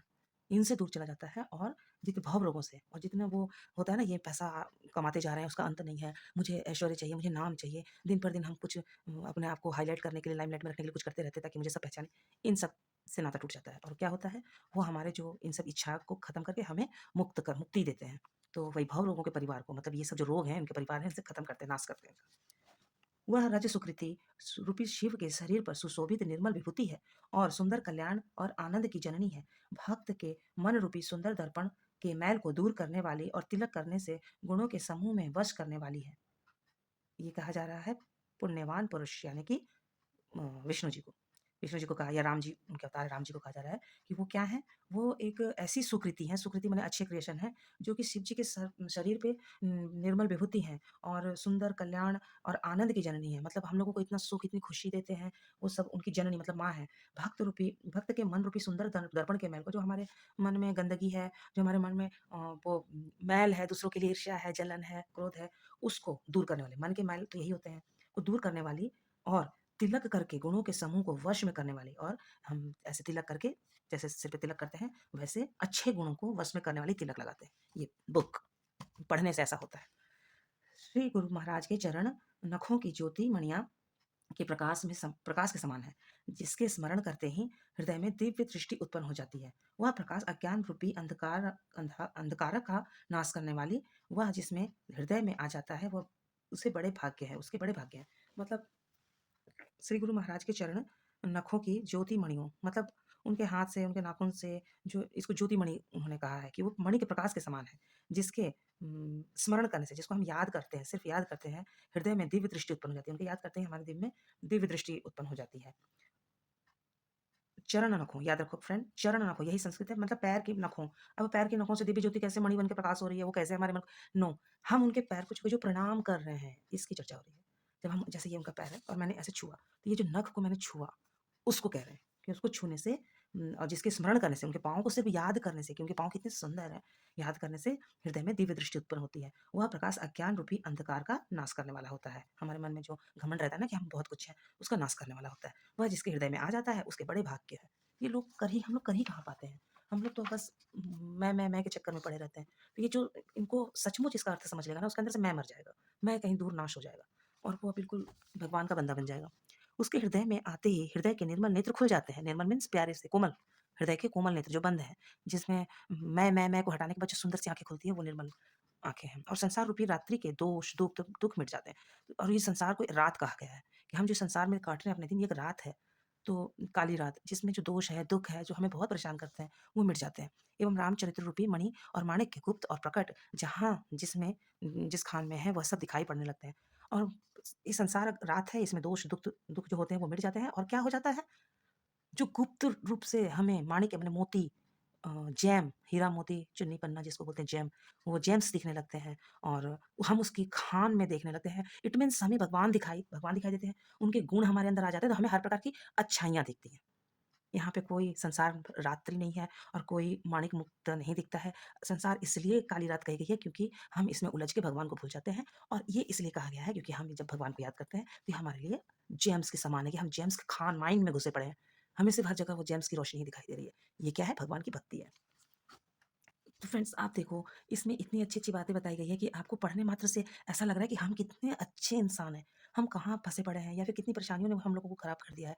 और ये पढ़ने से ऐसा लग रहा है कि भगवान ने हमारे अंदर तो कोई गलत बात ही नहीं भरी है। हमें कहीं से गलत ही नहीं बनाया। क्यों? क्योंकि अगर कुछ गलती आ भी जाती है तो रामचरितमानस पढ़ने से ये सब हमारे लिए जैम की रोशनी, जैम की माइनिंग की तरह बन जाती है। हम उसमें घूमते हैं, हम इतनी रोशनी देखते हैं। जैसे सिद्धांजन को नेत्रों में लगाकर, सिद्धांजन मतलब वो काजल, सुरमा, मतलब मेडिकेटेड। सिद्धांजन काजल को सुरमा, सिद्धांजन अंजन, अंजनी मतलब वो काजल होता है अंजन। सिद्धांजन को नेत्रों में लगाकर साधक सिद्ध और सुजान पर्वतों, वनों और पृथ्वी के अंदर कौतुक से ही बहुत सी खाने देखते हैं। मतलब ये वही हुआ कि सिद्धांजन माने एक, जैसे कि हमने कोई स्पेशल एक दिव्य काजल लगा लिया है, कोई मतलब मैजिकल काजल लगा लिया है, जिससे कि हमें क्या दिखने लगा? सिद्ध, सुजान पर्वत, वनों और पृथ्वी के अंदर कौतुक से भरे बहुत कुछ बातें दिखाई देने लगी कि ये धरती क्यों बना है? ये जंगल क्यों है? ये खान क्यों है? माइन्स क्यों हैं? तो ये पहाड़ क्यों हैं? ये सब क्यों बने? किसने बनाया और किस पर्पज़ से बनाया? वो सब हम देखने लगते हैं। श्री गुरु महाराज के चरणों की रज कोमल और सुंदर नैनामृत अंजन है। देखिए, मैंने यही बताया ना अभी, श्री गुरु महाराज के चरणों की रज कोमल और सुंदर नैनामृत अंजन है, माने काजल है, जो नेत्रों के दोषों का नाश करती है। नेत्र मीन्स आँखें, नैन मीन्स भी आँखें, नेत्र मीन्स भी आँखें, और दोषों का नाश करने वाला है। उस अंजन से विवेक रूपी नेत्रों को निर्मल करके मैं संसार रूपी बंधन से छुड़ाने वाला रामचरित्र का वर्णन करता हूँ। तो ये कहते हैं वाल्मीकि जी कि मैं वो काजल अब अपने आँखों में लगाता हूँ, और जिससे कि मैं इन सब बंधनों से, संसार रूपी बंधन से दूर होकर राम की भक्ति में रामचरित्र का वर्णन करता हूँ। तो ये इन्होंने लिखने के पहले उनके मन में क्या-क्या चल रहा था राम के बारे में कि राम ऐसे हैं, राम वैसे हैं, ऐसा है, वैसा। तो उन राम के मैं बारे में मैं लिखने जा रहा हूँ। तो उन्होंने यही कहा है कि ये चंदन सॉरी काजल मैं अपनी आँखों में लगाकर रामचरित्र का वर्णन करता हूँ। पहले पृथ्वी के देवता ब्राह्मणों के चरणों की वंदना करता हूँ। मतलब ब्राह्मण कहने का मतलब ये हुआ कि गुरु। ब्राह्मण कोई ऊँची कास्ट या ऊँची जाति का वर्णन नहीं है। दोस्तों प्लीज़ यहाँ कन्फ्यूज़ ना हों। यहाँ पे जो एक्चुअल बात हम लोगों को समझनी चाहिए वो ये है कि पहले पृथ्वी के देवता ब्राह्मणों के चरणों की वंदना करता हूँ। मतलब जितने हमारे गुरु थे, आचार्य थे, क्योंकि उन्हें वही वेद पढ़ते थे और उन्हें वेद पढ़ने का काम दिया गया था। इसीलिए वो वेद पढ़ते थे और हम लोगों को ज्ञान बाँटते थे, या राजाओं के बेटों को, या फिर वो सब गुरुकुल जाते थे। मतलब वो गरीब हो, अमीर हो, डज़न्ट मैटर, उनको गुरुकुल जाके इन्हीं ब्राह्मणों के चरणों में वंदना करना पड़ता था और सीखना पड़ता था। तो जैसे हम कहते हैं ना कि सबसे पहले अपने गुरु को प्रणाम करते हैं, वही बात है ब्राह्मणों को चरणों को ही वंदना करता हूँ। इससे कोई जाति को लेके भ्रम ना पालें। हिंदू धर्म में जाति किसी उसका मोहताज नहीं है, कोई कौन से लोग कौन-सी जाति के हैं, कर्म से जाति को बाँटा गया है। अब कोई ऑफ़िस में कोई पीएन है, कोई ऑफ़िसर है, कोई क्लर्क है, कोई क्लास 2 है, कोई क्लास 1 है, कोई डीजी है, तो कोई एमडी ही है। तो हैं तो सब इंसान ही ना, बट उस वक़्त पीएन को पानी पिलाना है, क्लर्क को अपना काम क्लरिकल काम करना है, ऑफ़िसर को ऑर्डर देना है, और डीजी भाई साहब को, डीजी सर को पूरा वो ऑर्गनाइज़ेशन की देखभाल करनी है। तो हमने डीजी साहब को ब्राह्मण बना दिया, पीएन को शूद्र बना दिया, क्लर्क को वैश्य बना दिया, ना, जैसी छुट्टी होती है सब एक बराबर हो गए। तो उसी तरीके से जो काम करता है उनकी बातें कही गई है। तो यहाँ पे जो है ब्राह्मणों के चरणों की वंदना करता हूँ, मीन्स सारे गुरुओं की, आचार्यों की, जो वेद के ज्ञानी हैं। जो अज्ञान से उत्पन्न सब संदेहों को हरने वाला है। देखिए, अब भी मैंने क्या बताया? यहाँ ब्राह्मण, ब्राह्मण, ब्राह्मण करके हिंदुओं के धर्म को बदनाम किया जाता है। देखिए रामायण ये कहता है, पहले पृथ्वी के देवता ब्राह्मणों के चरणों की वंदना करता हूँ, जो अज्ञान से उत्पन्न सब संदेहों को हरने वाले हैं। हरने माने खत्म करने वाले हैं, ले लेने वाले हैं। माने जितने संदेह को ले लेते हैं और ज्ञान को दे देते हैं। दुःख हरना माने दुःख ले लेना, दुःख खत्म कर देना। तो यहाँ पे उन्होंने अज्ञान को खत्म किया है। प्लीज़ आप लोग इसको थोड़ा-सा मतलब समझने की कोशिश करिएगा, क्योंकि ये बहुत ही प्यारा ग्रंथ है। इसके बाद ही हम भी किसी ग्रंथ को समझ पाएँगे, और बाकी वेद भागवत तो है ही है। लेकिन इसको एक बार पढ़ने के बाद, और ये क्यों हुआ था, जिन्होंने क्वेश्चन किया था, उनके लिए मैं स्पेशली इसको पढ़ रही हूँ। और ये जो है, ये लाइन मैं बिल्कुल उनको समझाना चाहूँगी, जो ये बात को अराइज़ करके हिंदू धर्म को छोटा दिखाने की कोशिश करते हैं, कि आप इसको अंडरलाइन कर लीजिए। मैं इसको अंडरलाइन नहीं करूँगी क्योंकि ये मेरा ग्रंथ है, मैं इसको गंदा नहीं करूँगी, पर कहीं न कहीं मैं नोट ज़रूर कर लूँगी, और व्हाट्सएप पे भी सॉरी यूट्यूब पे भी मैंने इसे रिकॉर्ड कर लिया है, तो ये लाइन मुझे याद रहेगी कि जो प्लीज़ आप ब्राह्मण के यहाँ पे उसका डिस्क्राइब कैसे किया गया है वो सुन लें। पहले पृथ्वी के देवता ब्राह्मण के चरणों की वंदना करता हूँ, जो अज्ञान से उत्पन्न सभी संदेहों को हरने वाले हैं। फिर सब गुणों की खान संत समाज को प्रेम सहित सुंदर वाणी से प्रणाम करता हूँ। फिर सब गुणों की खान संत समाज क्यों हो गए? क्योंकि उन्होंने इस दुनिया से विरक्ति कर ली है, नाता तोड़ लिया है। अब वो सिर्फ भगवान की भक्ति में है, और सिर्फ अच्छे कर्मों की भक्ति में है। वो तो किसी का गलत नहीं करेंगे। अगर वो साधु संत बन गए हैं, इट मीन्स गंदगी से और गलत कामों से उनका रिश्ता टूट गया है। तो वो क्या हो गए हैं? सब गुणों के खान संत समाज को प्रेम सहित सुंदर वाणी से प्रणाम करता हूँ। तो प्लीज़ मैं आपसे हाथ जोड़ के रिक्वेस्ट करती हूँ कि इन सब बातों को इलस्ट्रेट करके दिखाएँ। अगर कोई ये बात नहीं मानता या गलत इंटरप्रेट करता है, तो प्लीज़ थोड़ा इसको आप लोग हाइलाइट करें, शेयर करें, और अपने फ्रेंड्स को दिखाएँ और जितने लोग अपने-अपने धर्मों से उच्चाटन हो गया है उनका, उनको समझ नहीं आ रहा है और उनके सामने इस धर्म को गलत बताया जा रहा है, उनके लिए बहुत ही अच्छी लाइन है और आगे भी बहुत सारी लाइनें हैं। संतों का चरित्र कपास के चरित्र के समान शुभ है, जिसका फल नीरस, विशद और गुणमय होता है। कपास की डोडी नीरस होती है, जैसे कि कपास है। संतों का चरित्र, संतों का मतलब साधुओं का कैरेक्टर, बुद्धिमानों का, इंटेलेक्चुअल्स का कैरेक्टर कैसा होता है? कपास के समान होता है, जिसके फल में स्वाद नहीं होता है और ये विषद भी नहीं होता है, जहरीला भी नहीं होता है और सिर्फ गुणों से भरा हुआ होता है। कपास की डोडी नीरस होती है। संत के चरित्र में भी विषय शक्ति नहीं है। नीरस कहने का मतलब हो गया, हम जो संसार का रस ले रहे हैं, पैसे, कार, गाड़ी, कपड़े, ब्रांड, फलाना-ढिमकाना की जो स्वाद ले रहे हैं, ये बिल्कुल कपास के फल जैसा है, कोई स्वाद नहीं, बिल्कुल सिंपल। सिंपल लाइफ है। विषय शक्ति नहीं है, इससे वह भी नीरस है। कपास उज्ज्वल होता है, संत का हृदय भी अज्ञान और पाप रूपी अंधकार से रहित होता है। रहित मीन्स रहित नहीं, रहित मतलब नहीं होना, सहित मतलब होना और रहित मतलब नहीं होना। रहित माने रहना, ऐसा कुछ नहीं है। अंधकार सहित माने अंधकार से भरा हुआ, अंधकार से रहित माने अंधकार से हटा हुआ होता है, बिल्कुल रुई की तरह, कपास की रुई की तरह। इसलिए वह विशद है और कपास के गुण तंतु होते हैं, इसलिए होते हैं। इस प्रकार संत का चरित्र भी सद्गुणों का भंडार होता है, इसलिए वह गुणमय है। जैसे कपास का धागा सुई के किए हुए छेद को अपना तन देकर ढक देता है, अथवा कपास जैसे लोढ़े जाने, काते जाने और बुने जाने का कष्ट कर सहकर वस्त्र के रूप में परिणत होकर दूसरों को गोपनीय स्थानों को ढकना और उसी प्रकार संत स्वयं दुख सहकर दूसरों के छिद्रों को, दोषों को ढकता है, जिसके कारण उसे जगत में वंदनीय यश प्राप्त किया है। तो फ्रेंड्स, ये कपास का जो मैंने यहाँ तक बता दिया, वो बिल्कुल वो होते हैं, बिल्कुल उनका स्वाद, फलों में कोई स्वाद नहीं होता, उनके क्योंकि और उसी तरह संतों में भी कोई स्वाद नहीं होता। वो खाना भी जंगल का ही खा लेते हैं, कुछ भी खा लेते हैं और या बिना खाए भी रह जाते हैं। उन्हें कोई शौक नहीं है, वो कोई ब्रांडेड उनके कपड़े नहीं चाहिए, रेस्टोरेंट का खाना नहीं चाहिए, कोई स्टाइल नहीं चाहिए, सबसे परे हैं। जिससे कि मतलब बिल्कुल कपास का फल बिना स्वाद के और अंदर से वो बिल्कुल कपास की रुई की तरह सफ़ेद है, जिसमें कोई गंदा चीज़ नहीं लगा हुआ है, बिल्कुल साफ-सुथरे हैं। और ये कपास का एक और जो काम है, खुद को ऐसे मतलब चरखे में ऐसे करके, क्या कहते हैं, चरखा कातना, जैसे सूत कातते हैं ना, सूत कातना और कपास की रुई को धागा बनाना। तो कितना सहता है कपास, बहुत ज़्यादा सहता है। सहते-सहते इतना बड़ा कपास का एक पतली धागा बन जाती है कपास की रुई। तो वो जो करती क्या है, वो सुई की छेद को भी ढक देती है। सुई में ऐसे करके डालो, तो उसकी जो छेद है ना, उसको ढक देती है, उसके अंदर जाकर। अपने शरीर को तकलीफ देती है। घुसता नहीं है उसके अंदर धागा, लेकिन हम उसको पहनाते हैं और उसको खींच के निकालते हैं। सुई को, धागे को कितनी तकलीफ पहुँची, कपास को कितना तकलीफ पहुँचा, लेकिन किया उसने क्या, सुई के छेद को ढका है। इसी तरीके से उसका फिर कपड़ा बनता है और कपड़ा बन के ये हमारे पार्ट्स को, बॉडी पार्ट्स को ढकने में मदद करता है और हमारे दोषों को ढकने में। उसी तरीके से जो संत होते हैं, अपने आप को सताकर, अपने आप को तकलीफ में देकर, दुःख सहकर दूसरों के दोषों को ढकते हैं, दूसरों को बताते हैं, बेटा ऐसा मत करो, या ये अच्छा नहीं है, वो अच्छा नहीं है। हमारी गलतियाँ निकालते हैं। तो कहने का मतलब दूसरों के छिद्रों को ढकना माने दोषों को ढकना। हमारे दोस्तों को ढकते हैं कि ऐसा नहीं करो, हमें सिखाते हैं ताकि हमारे आगे का जीवन सुंदर बने, जिसके कारण वो जगत में वंदनीय है, वंदनीय यश प्राप्त किया है। ऑफ कोर्स वो करेंगे ही, जब उन्होंने इतना अच्छा काम किया है, सारे जग में उनका नाम होता है। आप किसी भी धर्म में देख लीजिए, जो पास्टर हो गए या मौलवी हो गए या ऋषि मुनि हो गए, जिन्होंने अपने आप को सताकर दूसरों की भला किया है, वो हमेशा ही वो हुआ है, मशहूर हुआ है, पूजनीय बन गए हैं वो लोग। संतों का समाज आनंद और कल्याण में है, जो जगत में चलता फिरता तीर्थराज प्रयाग है, जहाँ उस संत समाज रूपी प्रयागराज में राम भक्ति रूपी गंगा जी की धारा है और ब्रह्म विचार का प्रचार है, प्रचार सरस्वती जी हैं। तो मतलब प्रयाग में क्या होता है ना, ऐसे गंगा बहती है, इधर से यमुना बहती है और बीच में यहाँ एक पतली सी धारा सरस्वती की बहती है। तो तीनों नदियों का वहाँ संगम होता है, इसलिए वो हमारा तीर्थ है, वहाँ पे तीर्थ है। प्रयागराज उसका नाम हो गया है, वो नाम देख लीजिए, रामायण में प्रयागराज ही था, जिसको आप इलाहाबाद भी कहते थे। अब वो प्रयागराज ही है, तो उस प्रयागराज में राम भक्ति रूपी गंगा जी हैं, तो ब्रह्म विचार के प्रति वो पतली सी धारा सरस्वती जी है। उसी तरह संतों का मन होता है कि उनमें ज्ञान की, राम भक्ति की गंगा जी हैं और ज्ञान रूपी सरस्वती भी। विधि और निषेध, यह करो और यह मत करो। विधि मतलब यह करना चाहिए, निषेध मतलब यह नहीं करना चाहिए। रूपी कर्मों की कथा कलयुग के पापों को हरने वाले सूर्य तनया यमुना जी हैं और विष्णु भगवान और शंकर जी की कथाएं त्रिवेणी रूप से सुशोभित होकर जो सुनते हैं, वह आनंद और कल्याणों को देने वाली है। तो यही गंगा, जमुना, यमुना जी और सरस्वती जी, ये तीनों के साथ जो विष्णु भगवान और शंकर जी की कथाएं त्रिवेणी रूप से सुशोभित होकर सुनते हैं, सुशोभित हैं, सुंदर हैं, और इस कहानी को जो सुनते हैं, वो हमेशा उनका कल्याण होता है। अपने धर्म में जो अटल विश्वास और अक्षयवट है, अक्षयवट माने पीपल, बरगद, जो बड़े-बड़े वृक्ष होते हैं, अक्षय जो कभी खत्म नहीं होते हैं, अक्षयवट, अक्षय मतलब जो कभी, जिसका नाश नहीं होता। अपने धर्म में जो अटल विश्वास है और जो अक्षयवट है और शुभ कर्म ही उस तीर्थराज का समाज है।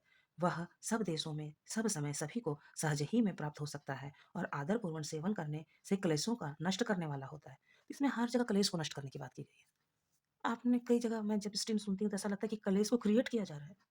धर्म की किताब ना होकर वो एक मेरे सबसे फ़ेवरेट एडम और साहिल है। वो कहते हैं कि पोर्नोग्राफ़ी है। छी, छी, छी! मैं भगवान का सॉरी भगवान।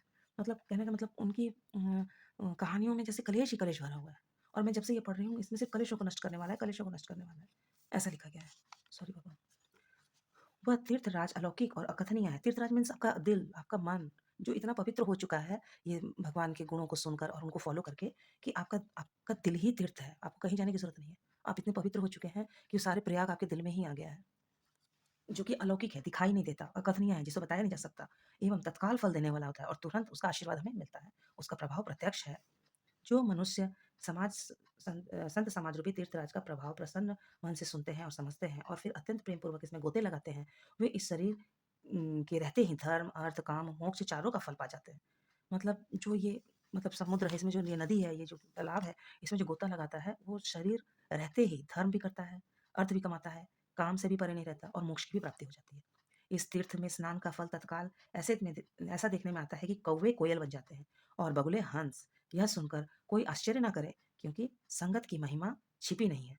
तो आप मतलब जैसे है ना एक किसी की कहानी है वाल्मीकि जी की ही कहानी है। वो पहले उँगलीमाल डकैत थे। उँगलीमाल डकैत थे। वो जो एक जंगल में डकैती करते थे और जो जाता था ना उसकी उँगलियाँ काट देते थे और काट के उसकी माला बना के ऐसे गूँथ के और पहन लेते थे। जो जाता था उसकी सारी उँगलियाँ ऐसे काट देते थे। उसका नाम ही पड़ गया था उँगलीमाल। तो जब उससे मिलते हैं भगवान या मुझे कुछ ठीक से याद नहीं आ रहा, उससे एक ऋषि मुनि मिलते हैं, तो वो राम, राम, राम, राम करते रहते हैं। तो उन्होंने उँगलीमाल को बोला कि तुम गलत काम छोड़ दो, तुम क्यों ये उँगलियाँ काटते रहते हो? तो उसने बोला कि तो ये गलत काम है तो अच्छा काम क्या है? बोले तुम भगवान का नाम लो, राम, राम बोलो। तो बोलता है राम, राम उसे राम बोल ही नहीं पाता। राम उसके मुँह से निकलता ही नहीं है। तो बोला मेरे मुँह से राम निकल मैं ये वर्ड ही नहीं बोल पा रहा हूँ। ये कैसे बोलते हैं? मेरे मुँह से वो निकल ही नहीं रहा है, मैं कैसे बोलूँ? तो उन्होंने बोला वशिष्ठ जी थे शायद, तो उन्होंने बोला कि ठीक है, तुम राम नहीं बोल सकते, मरा बोल सकते हो? हाँ, मरा बोल दूँगा, क्योंकि वो तो मारते ही रहता था दिन भर सबको। तो हाँ, मरा बोल दूँगा। तो उन्होंने कहा ठीक है, तुम बोलो मरा और तो बोला मरा, बोला बस इसको बोलते जाओ मरा, मरा, मरा। वो मरा, मरा, मरा, मरा, मरा, मरा, मरा, मरा, राम, राम, राम करते-करते वो मरा, मरा की जगह राम, राम होने लगा। आप भी बोल कर देखिए मरा, मरा, मरा, वो सीधा राम, राम, राम हो जाएगा। तो ऐसा कुछ नहीं है, बहुत ही इंटरेस्टिंग कहानी है कि भगवान की भक्ति के लिए बहुत कुछ करना पड़ता है, ऐसे कुछ नहीं है। पवित्रता ज़रूरी है। अब देखो उसने जब से मरा-मरा उसने दिल से बोलना शुरू किया मरा-मरा-मरा और राम-राम करते-करते वो ऐसा राम भक्त हुआ, उसने रामायण लिख दी। उस उनका नाम था उँगलीमाल डाकू। तो बस इतनी सुंदर बातें हैं ना इस धर्म में कि मैं क्या ही बताऊँ। और मुझे मुझसे हो सकता है ऋषियों के नाम याद नहीं आते या कुछ ऐसी हो जाती है, तो मैं प्लीज़ हाथ जोड़कर रिक्वेस्ट करती हूँ कि ये कहानी को क्लियर कर दें। हालाँकि मेरा मोटो कहानी क्लियर कर मतलब कहानी सुनानी नहीं, रामायण बताना है क्योंकि इसमें जो संस्कृत वर्ड है उसको बहुत ही चलती भाषा में इलस्ट्रेट करूँगी ताकि ये सबको समझ में आ जाए। तो ऐसा है। कलेश को नष्ट करने वाला है और ये अलौकिक है, अकथनीय है और तत्काल फल देने वाला है और यह धर्म, अर्थ, काम, मोक्ष चारों के फल पा जाते हैं। इस तीर्थ राज्य में स्नान करने का फल तत्काल में दिखने में आता है कि कौवे भी कोयल बन जाते हैं और बगुला हंस बगुला वो ना मछली खाता है बगुला, फिश माने वो नॉन वेजिटेरियन होता है, जबकि हंस जो है वेजिटेरियन होती है। तो इसीलिए उन्होंने कहा बगुला भी हंस बन जाता है। यह सुनकर कोई आश्चर्य ना करे क्योंकि संगत की महिमा छिपी नहीं है। अब आप आतंकवादी के साथ रहोगे तो आतंकवादी बनोगे, ऋषि मुनि के साथ रहोगे तो ऋषि मुनि बनोगे, साइंटिस्ट के साथ रहोगे साइंटिस्ट बनोगे। तो जैसी संगति वैसा गुण। वाल्मीकि जी, नारद जी और अगस्त्य जी भी एक मुनि थे, ने अपने-अपने मुखों से अपनी होनी यानी जीवन के वृत्तांत, जीवन के बारे में कही है। जल में रहने वाले, जमीन पर चलने वाले, आकाश में विचरने वाले, नाना प्रकार के जड़ चेतन जितने जीव इस जगत में हैं, उनमें से जितने जिस समय जहाँ कहीं भी जिस किसी यत्न, बुद्धि, कीर्ति, सद्गति, विभूति, ऐश्वर्य और भलाई पाई है, सो सब संगत का ही प्रभाव समझना चाहिए। वेदों में और लोक में इनकी प्राप्ति का दूसरा उपाय नहीं है।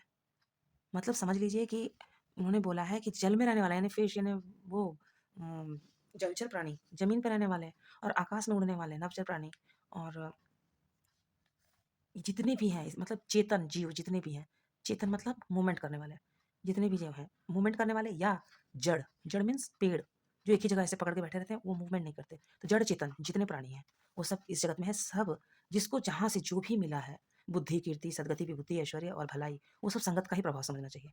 कि अगर कोई गंदे काम कर रहा है, नशा कर रहा है, तो संगत में ही आके कर रहा है, बचपन से तो उसने सीखा नहीं, घर वालों ने तो सिखाया नहीं और अगर कोई भगवान की सेवा में लगा है, तो भी संगत का ही असर है। क्योंकि इसमें इसका प्राप्ति का दूसरा उपाय नहीं है, संगत से ही सब होता है। संगत के बिना विवेक नहीं होता और राम जी की कृपा के बिना वह सत्संग सहज में मिलता नहीं। सत्संगति आनंद और कल्याण की जड़ है। सत्संगति की सिद्धि ही फल है और सब साधन तो फूल है। मतलब जो हम संगति में रहते हैं तो ही हमें विवेक मिलता है। और श्री राम जी की कृपा के बिना हम सत्संग नहीं करते, मैंने सत्य मैंने सच्चा, संग मतलब साथी, सत्संग हमें नहीं मिलता। और सत्संग जो है वो आनंद है और कल्याणकारी है। तो सत्संग की प्राप्ति का जो जो होता है, सब जो हमें अच्छे लोग मिलते हैं, अच्छे दोस्त मिलते हैं, अच्छे जैसे एडम सिकर और साहिल है, मुझे बहुत अच्छे लगते हैं। और वो एक और हरिद्वार वाले भैया हैं, क्या समीर, वो भी मुझे बहुत अच्छे लगते हैं। तो अब ये लोग सहज से किसी को नहीं मिलते, ये इतने आराम से नहीं मिलते, और अगर किसी को मिल जाते हैं तो ये सत्संग जो है ये फल है। बाकी सब दोस्त तो फूल हैं, इधर गिरते हैं, उगते हैं, ऐसे होते हैं। लेकिन जो एक्चुअल में मुझे मिला, जो मैं ले सकता हूँ, खा सकता हूँ, रख सकता हूँ, वो फूल है सत्संग। दुष्ट भी सत्संगति पाकर सुधर जाते हैं। दुष्ट जैसे आप लोगों ने कईयों को सुधारा है फ्रेंड्स, बहुतों को सुधारा है। दुष्ट भी सत्संगति पाकर सुधर जाते हैं। जैसे पारस के स्पर्श से लोहा सुहावना हो जाता है, सुंदर सोना बन जाता है। किंतु दैव योग से यदि कभी सज्जन कुसंगति में पड़ते हैं तो वे भी वहां भी सांप की मणि के समान अपने गुणों का ही अनुसरण करते हैं। आप समझ लीजिए, देव योग से कभी सज्जन कुसंगति में पड़ जाते हैं, मैंने गलत संगतों में पड़ जाते हैं, तो वो क्या करते हैं? अब संगति के साथ संगति गंदे सीख जाएंगे, गंदी आदत सीख जाएंगे। तो कहीं ना कहीं जो दैव योग मिला है, उन्होंने अच्छा काम किया है, सत्संगति की है, तो उसका फल मिलता है। कैसे? सांपों के बीच में रहकर वो मणि के जैसे रहते हैं। मणि उसके विष को ग्रहण नहीं करती। मणि हमेशा सांप के सर पे रहता है, वो विष को ग्रहण नहीं करता। तो अगर कोई सत्संगति पाकर भगवान के आशीर्वाद से अगर कुछ दोस्त उसे अच्छे मिलते हैं, और कभी ऐसा हो जाता है कि उसे गलत संगत में पड़ जाता है, तो कुसंगति में पड़ जाता है, तो वो जहरीले नहीं होते सांप के साथ रहकर, वो मणि बन जाते हैं। हमेशा अलग छट कर ऊपर रहेंगे, और बाकी लोग वो सांप के गुणों वाले जहरीले ही रहेंगे। तो मणि जहर को ऑब्जर्व नहीं करता, मणि में जहर नहीं होता, तो वो सांप और मणि बिल्कुल अलग चीजें हैं। तो वैसा हो जाता है। दुष्टों का उन पर कोई प्रभाव नहीं पड़ता। ब्रह्मा विष्णु शिव कवि और पंडितों की वाणी भी संत महिमा का वर्णन करने में सुख है। संत महिमा करने में भगवान भी जो है ना, वो थोड़ा सा संकोच करते हैं कि यार ये बहुत महान लोग हैं, बहुत ही अच्छे, मैंने इनका तो कोई तोड़ ही नहीं है, तो उनकी महिमा करने में कहीं कम ना पड़ जाए, इसीलिए उनकी महिमा करने में सुख चाहते हैं। जैसे सूरज को कोई दिया दिखाए, सूरज के पास कम रोशनी है, जहाँ उनको दिया दिखा रहा है, तो वो बात हो जाती है। वह मुझसे किस प्रकार नहीं कही जाती, जैसे साग तरकारी बेचने वाले से मणियों के गुण समूह नहीं कहे जा सकते। मतलब कि हम उनकी बातें, संत महिमा की वर्णन नहीं कर सकते। कैसे? जैसे सब्जी बेचने वाले, कभी आप जेम्स के बारे में बता सकते हैं कि हीरा ऐसा होता है, पन्ना चुन्नी ऐसे होते हैं, मणि ऐसी होती है? नहीं बता सकते। वो आलू बैंगन भिंडी प्याज ही बताएंगे। वही वो कह रहे हैं, अगर हम बोलेंगे ना तो हम कुछ और ही बोल देंगे, हम उनके बारे में बोल ही नहीं सकते। और किसके बारे में? जो संत महिमा है, संत की बातें हैं उसमें, और जो संत की कृपा है, जो उनका हमारी पर महिमा हो रही है उनकी, उसके बारे में अगर हम बोलेंगे तो हम नहीं बता पाएँगे। मैं संतों को प्रणाम करता हूँ, जिनके चित्त में समता है, जिनका ना कोई मित्र है, ना शत्रु। जैसे अंजलि में रखे हुए सुंदर फूल, जिस हाथ ने फूल को तोड़ा और जिसने उसको रखा, उन दोनों हाथों को समान रूप से सुगंधित करती है। वैसे ही संत, शत्रु और मित्रों दोनों को समान रूप से कल्याण करते हैं। तो फ्रेंड्स, आपको ये बात समझ में आ ही गई होगी, काफ़ी सुंदर, बहुत सहज भाषा में लिखी गई है। जैसे कि संत को प्रमाण करता हूँ जिसकी जिसके चित्त मीन्स हृदय में, हार्ट में इक्वालिटी है, बिल्कुल समान है सबके लिए, ना उनका कोई दोस्त है ना कोई दुश्मन है। और जैसे ऐसे करके आप अपने अंजलि में फूल रखते हैं, तो जिसने फूल का काम क्या है, जिसने फूल को तोड़ा और जिसने अपने हाथ में रखा, उसके हाथों में भी खुशबू आ जाती है, हमारे हाथों में भी खुशबू आ जाती है। तो इसी तरीके के संत होते हैं, जो साधु होते हैं, जो अच्छे लोग होते हैं। संत मीन्स अच्छे लोग। दाढ़ी मुझसे इसका कोई लिंक नहीं है, अच्छे लोगों से लिंक है। तो जो होते हैं वो हाथ में तोड़े हुए फूल के जैसे होते हैं, जिसने तोड़ा उसको भी खुशबू दिया, जिसने रखा उसे भी खुशबू दिया। वैसे ही संत शत्रु मित्र दोनों का कल्याण समान रूप से करते हैं। संत सरल हृदय और जगत के हितकारी होते हैं। उनके ऐसे स्वभाव और स्नेह को जानकर मैं विनय करता हूँ, मेरी इस बाल विनय को सुनकर कृपा करके श्री रामचंद्र जी अपने चरणों में मुझे प्रीति दें। तो इतना कहने के बाद ये कह रहे हैं कि संत सरल हृदय होते हैं, जगत के हितकारी होते हैं। तो उनके ऐसे भाव और स्नेहों को जानकर, मैंने समझकर, मैं प्रार्थना करता हूँ, संत मीन्स अब वो राम को बोल रहे हैं, कि संत को मैंने इनके सारे गुणों को मैं जानकर और उनके स्वभाव को और उसके प्यार को जानकर मैं प्रार्थना करता हूँ, प्रे करता हूँ कि इस बाल विनय मतलब बच्चों की प्रार्थना, बाल विनय मतलब बच्चों की प्रार्थना। मैंने खुद को बताया, बहुत छोटा कर दिया भगवान के सामने, वाल्मीकि जी ने अपने आप को बहुत छोटा बताया कि मेरे मेरे बहुत छोटा हूँ मैं। मेरी बाल विनय को सुनकर कृपा करके श्री राम जी अपने चरणों में मुझे प्रीति दें, मतलब प्यार दें। अब मैं सच्चे भाव से दुष्टों को प्रणाम करता हूँ। अब मैं सच्चे भाव से, अब देखो फ्रेंड्स, कैसा ये है हिंदू धर्म, कैसे रामायण है जहाँ दुष्टों को प्रणाम भी किया जाता है, जो बिना ही प्रयोजन अपना हित करने वाले के भी प्रतिकूल आचरण करते हैं, बिना किसी जरूरत के, जो उनका हित कर रहा है उनके लिए भी उनके मन में उल्टे ख्याल आते हैं। दूसरों के हित की हानि और जिसमें दृष्टि में लाभ हो, और जिन हित की हानि ही जिसकी दृष्टि में लाभ हो। ना अगर हम दूसरों का नुकसान कर रहे हैं, उसी में मुझे मज़ा आ रहा है। जिनको दूसरे के उजड़ने में हर्ष और बसने में विषाद होता है, उनको प्रणाम करता हूँ। पर क्यों? इसलिए, जो हरि और हर के यश रूपी पूर्णिमा के चंद्रमा के लिए राहु के समान है। जहाँ कहीं भगवान विष्णु या शंकर का यश का वर्णन होता है, उसी में वे बाधा देते हैं। और दूसरों की बुराई करने में सहस्त्रबाहु के समान वीर है, जो दूसरों के दोषों को हजार आंखों से देखते हैं और दूसरों की हितकारी हित रूपी घी के लिए जिनका मन मक्खी के समान है, अर्थात जिस प्रकार मक्खी घी में गिरकर उसे खराब कर देती है और स्वयं भी मर जाती है, उसी प्रकार दुष्ट लोग दूसरों के बने बनाए काम को अपनी हानि करके बिगाड़ देते हैं। मतलब बहुत ही सरल भाषा में है, बहुत ही सुंदर है। इन्होंने दुष्टों को प्रणाम किया है, क्यों? क्योंकि ये हमेशा अच्छे कामों में डिस्टर्ब करते हैं। यहाँ पे उन्होंने लिखा है, जो दुष्टों को प्रणाम करता हूँ, जो बिना प्रयोजन के, बिना मतलब ही अपना हित करने वालों के प्रति भी उल्टा सोचते हैं। दूसरों के हित की हानि में जिन्हें लाभ दिखता है, जो दूसरों का मज़ाक उड़ाते हैं और उजड़ने में खुश होते हैं, उजड़ने में हर्ष मतलब खुशी और बसने में विषाद होता है, दुःख होता है। जो हरि और हरि यश जिस तरीके से जो भगवान लोगों में है, हरि और हर के यश रूपी पूर्णिमा के चंद्रमा के लिए राहु के समान है।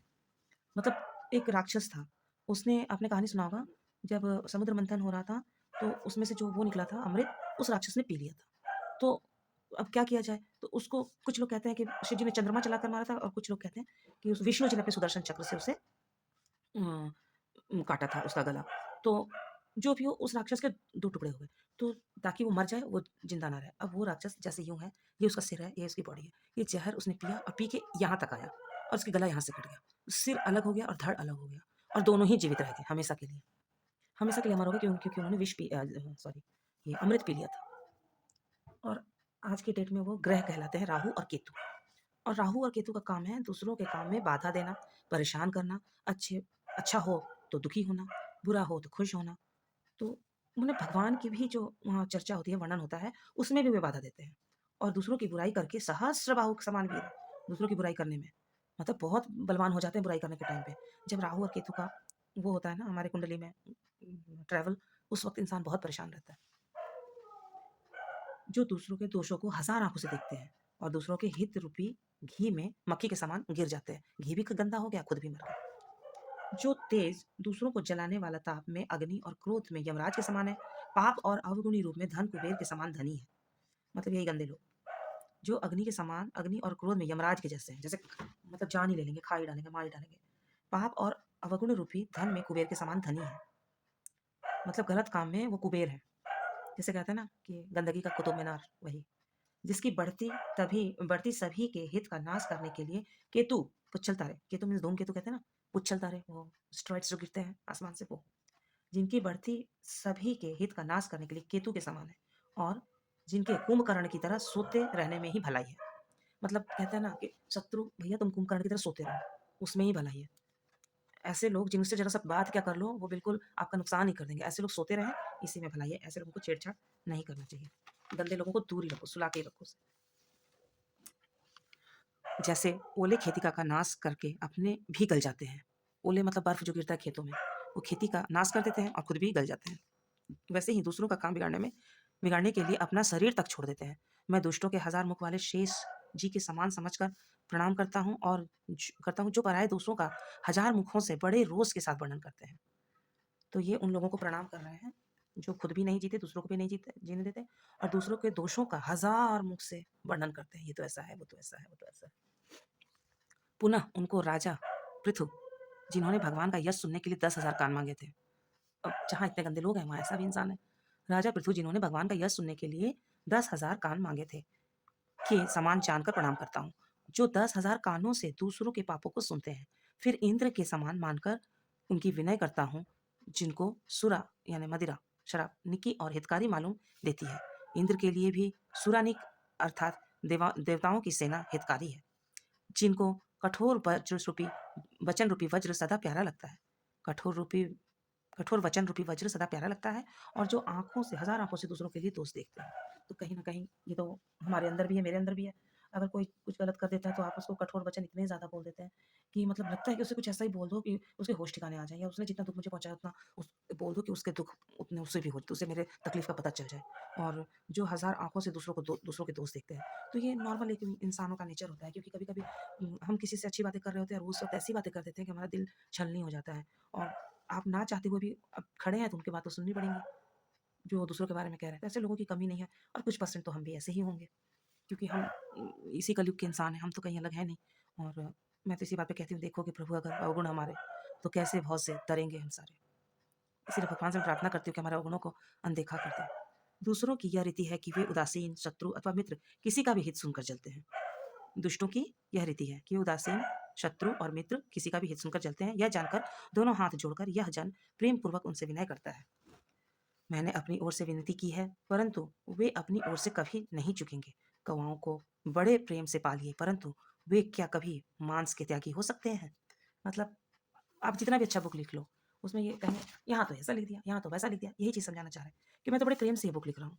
पर यहाँ कौवे जैसे लोग भी बैठे हैं, मैं अपनी ओर से विनती तो कर रहा हूँ, पर वो भी नहीं झुकेंगे, कुछ ना कुछ तो वो बोलेंगे ही। चाहे उनको जितने प्यार से मैंने प्रणाम कर लिया, पर क्या कौवा भी कभी मांस खाना छोड़ता है? उसी तरीके से ये लोग क्या मेरा अवगुण निकालना छोड़ेंगे? नहीं छोड़ेंगे। जबकि ये जो बुक है, वो वाल्मीकि जी की तुलसीदास जी की प्रेम से पूरी वो है, भरी हुई है, मतलब मिक्स्ड ऐसे आइसक्रीम की तरह से गला हुआ, मिक्स्ड किया हुआ है। खैर, अब मैं संत और असंत दोनों के चरणों की वंदना करता हूँ। दोनों ही दुःख देने वाले हैं, परंतु उनमें कुछ अंतर कहा गया है। वह अंतर यह है कि एक संत तो बिछुड़ते समय प्राण हर लेते हैं, और दूसरे असंत मिलते हैं तो दारुण दुःख देते हैं। अर्थात संतों का बिछुड़ना मरने के समान दुखदायी होता है, और असंतों का मिलना मतलब ऐसे कहते हैं ना कि बुरे लोगों के साथ अच्छा करना अच्छे लोगों के साथ खराब करने के बराबर है। वही बात कही गई है कि जहाँ असंत हम जाते-जाते, मरते-मरते भी हमारी अच्छाई करके जाते हैं, वैसे असंत जो होते हैं, दुष्ट लोग जो होते हैं, वो हमसे मिलते भी हैं तो हमारी बुराई करके जाते हैं। तो संतों का जाना और असंतों का मिलना दोनों ही दुखदाई है। दोनों संत असंत जगत में एक साथ पैदा होते हैं, पर एक साथ पैदा होने वाले कमल और जोंक की तरह उनके गुण अलग-अलग होते हैं। कमल दर्शन और स्पर्श सुख देता है, किंतु जोंक शरीर का स्पर्श करते ही रक्त चूसने लगती है। साधु अमृत के समान है, मृत्यु रूपी संसार में उबारने वाला, और असाधु मदिरा के समान है, मोह, प्रमाद और जड़ता उत्पन्न करने वाला। दोनों को उत्पन्न करने वाले जगत रूपी अगाध समुद्र एक ही हैं। शास्त्रों में समुद्र मंथन से अमृत और मदिरा दोनों की उत्पत्ति बताई गई है। भले ही बुरे अपनी अपनी करनी के अनुसार सुंदर यश और अपयश भले और बुरे अपनी अपनी करनी के अनुसार सुंदर यश और अपयश की संपत्ति पाते हैं। अमृत, चंद्रमा, गंगा जी और साधु एवं विष, अग्नि, कलयुग और पापों की नदी अर्थात कर्मनाशा और हिंसा करने वाले व्याध, इनके गुण अवगुण सब कोई जानते हैं, किंतु जिसे जो भाता है उसे वही अच्छा लगता है। तो इसमें बहुत बड़ी बात कही गई है कि इस समुद्र मंथन से सब कुछ निकला, विष भी निकला, अमृत भी निकला, शराब भी निकला, और गंदगी भी निकली, अच्छाई भी निकली, गंगा भी निकली, विष भी निकला। अब जो जिसको अच्छा लगा वो उसने लिया। भला भलाई ही ग्रहण करता है और नीच नीचता को ही ग्रहण किए रहता है। अमृत की सराहना अमर करने में होती है और विष की मरने में। यानी कि जो भला भलाई ही करेगा, बुरा बुराई ही करेगा। अब भैया अमृत पाओगे तो अमर होगा, और ज़हर जो विष खाएगा वो मर ही जाएगा। तो विष अपने गुण का अपना गुण दिखाएगा, अमृत अपना गुण दिखाएगा। तो दूसरे अपने गुण को दिखाने में तो कोई पीछे नहीं रहेगा, जो जैसा बना है वो वैसा ही काम करेगा। दुष्टों को पापों और अवगुणों और साधुओं के गुणों की कथाएं दोनों ही अपार और अथाह समुद्र है। इससे कुछ गुण और दोषों का वर्णन किया गया है, क्योंकि बिना पहचाने उनका ग्रहण या त्याग नहीं हो सकता। भले बुरे सभी ब्रह्मा के पैदा किए हुए हैं, पर गुण और दोषों को विचार कर वेदों ने उनको अलग अलग कर दिया है। अभी जैसा मैं बता रही थी कि इंसानों की जाति किस लिए बटी है, वो अलग कारण है। अब देखिए, जो दोष ग्रहण करता है उसे अलग बांटा गया, जो अच्छाई ग्रहण करता है उसे अलग बांटा गया। अब यहाँ पे किस प्रकार से बांटा गया मैं देखती हूँ, क्या बांटा गया है। ब्रह्मा के पैदा किए हुए हैं, देखिए सभी ब्रह्मा के पैदा किए हुए हैं, परंतु गुण और दोषों के विचार को मिलाकर वेदों ने उनको अलग अलग कर दिया है। वेद, इतिहास और पुराण कहते हैं कि ब्रह्मा की यह सृष्टि गुण अवगुणों से सनी हुई है। सनी हुई, जैसे दाल चावल मिक्स कर देते हैं सना हुआ, ऐसे सनी हुई है। दुख पाप पुण्य, दुख सुख पाप पुण्य, दिन रात, साधु असाधु, सुजाति कुजाति, दानव देवता, ऊंच नीच, अमृत विष, सुजीवन मृत्यु, माया ब्रह्म, जीव ईश्वर, संपत्ति दरिद्रता, रंग राजा, काशी मगध, गंगा कर्मनाशा, मारवाड़ मालवा, ब्राह्मण कसाई, स्वर्ग नरक, अनुराग वैराग्य, ये सभी पदार्थ ब्रह्मा की सृष्टि में है। वेद शास्त्रों में उनके गुणों दोषों का विभाग कर दिया है। तो जहाँ अच्छाई है साथ में उसकी बुराई भी है। कहीं भी ऐसी दुनिया में कोई चीज़ नहीं है कि उसका अल्टरनेट वहाँ पे नहीं मौजूद है। अल्टरनेटली एंटी एंटी कहेंगे। विधाता ने इस जड़ चेतन विश्व को दो गुण दोषमय रचा है, किंतु संत रूपी हंस दोष रूपी जल को छोड़कर गुण रूपी दूध को ही ग्रहण करते हैं। संत क्या करते हैं, हंस दोष रूपी जल को छोड़कर गुण रूपी दूध को ही ग्रहण करते हैं, क्योंकि मैंने बताया था ना, हंस जो होता है वो वेजिटेरियन होता है। जो संत रूपी हंस है, मतलब अच्छे लोग हैं, वो दोष रूपी जल को छोड़ देते हैं और गुण रूपी दूध को पीते हैं।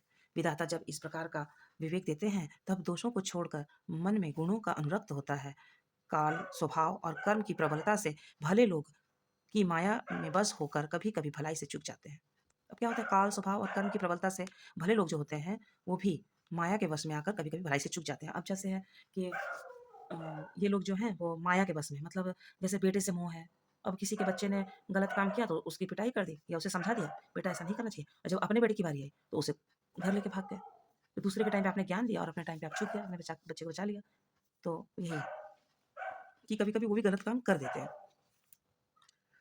उससे क्या होता है, भगवान के भक्त जैसे उस चूक को सुधार लेते हैं। अब जो भगवान की भक्ति में रहते हैं, वो घर में आके बच्चे को डाँट दिया कि तुम ऐसा नहीं करना चाहिए। मानते हैं कि वो उन्होंने दूसरे को पब्लिकली इंसल्ट किया था और अपने टाइम पे बच्चे को घर में लाके डाँट रहे हैं। लेकिन घर में डाँट देते हैं, चूक को सुधार लेते हैं, बाहर जाके सॉरी बोल देते हैं।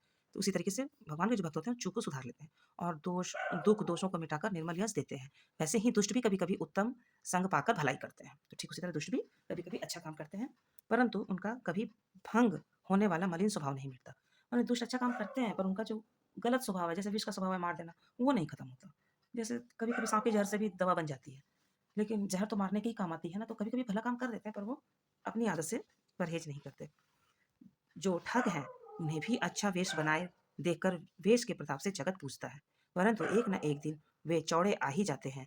अंत तक उनका कपट नहीं निपटा और कालनेमी रावण और राहु का हाल हुआ था। अंत तक मतलब जैसे कालनेमी रावण और राहु का हाल हुआ था। ये जो ठग है, वो अपने आप को भगवान का भक्त बनाए रहेंगे, अपने आप को वो करे रहेंगे कि हाँ, मैं तो बहुत बड़ा भक्त हूँ, मैं तो ऐसे अच्छे-अच्छे कपड़े पहन के अपने आप को जेंटलमैन बनाए रहेंगे। लेकिन लास्ट में उसका वही होता है, कालनेमी रावण और राहु का जो हाल हुआ था। तो फ्रेंड्स, इस तरीके से उन्होंने इसके बारे में, रामायण के बारे में वाल्मीकि जी ने रामायण शुरू करने से पहले ये सब बोला है। तो इसको मैं आगे रोज़ थोड़ा-थोड़ा करके कंटिन्यू आपको करते रहूँगी। तो आज 26th पेज तक मैंने सुनाया है, कल मैं 27 से सुनाऊँगी। तो जितना जल्दी हो सके मैं इसे कंप्लीट करने की कोशिश करूँगी, क्योंकि ये मुझे बहुत ही जनरल वर्ड्स में, जनरल भाषा में इसको मुझे बताना है, ताकि सबको समझ में आ जाए कि ऐसा जहाँ पे लोग फँसते हैं, ऐसा क्यों हुआ था, तो वो चीज़ क्लियर हो जाए।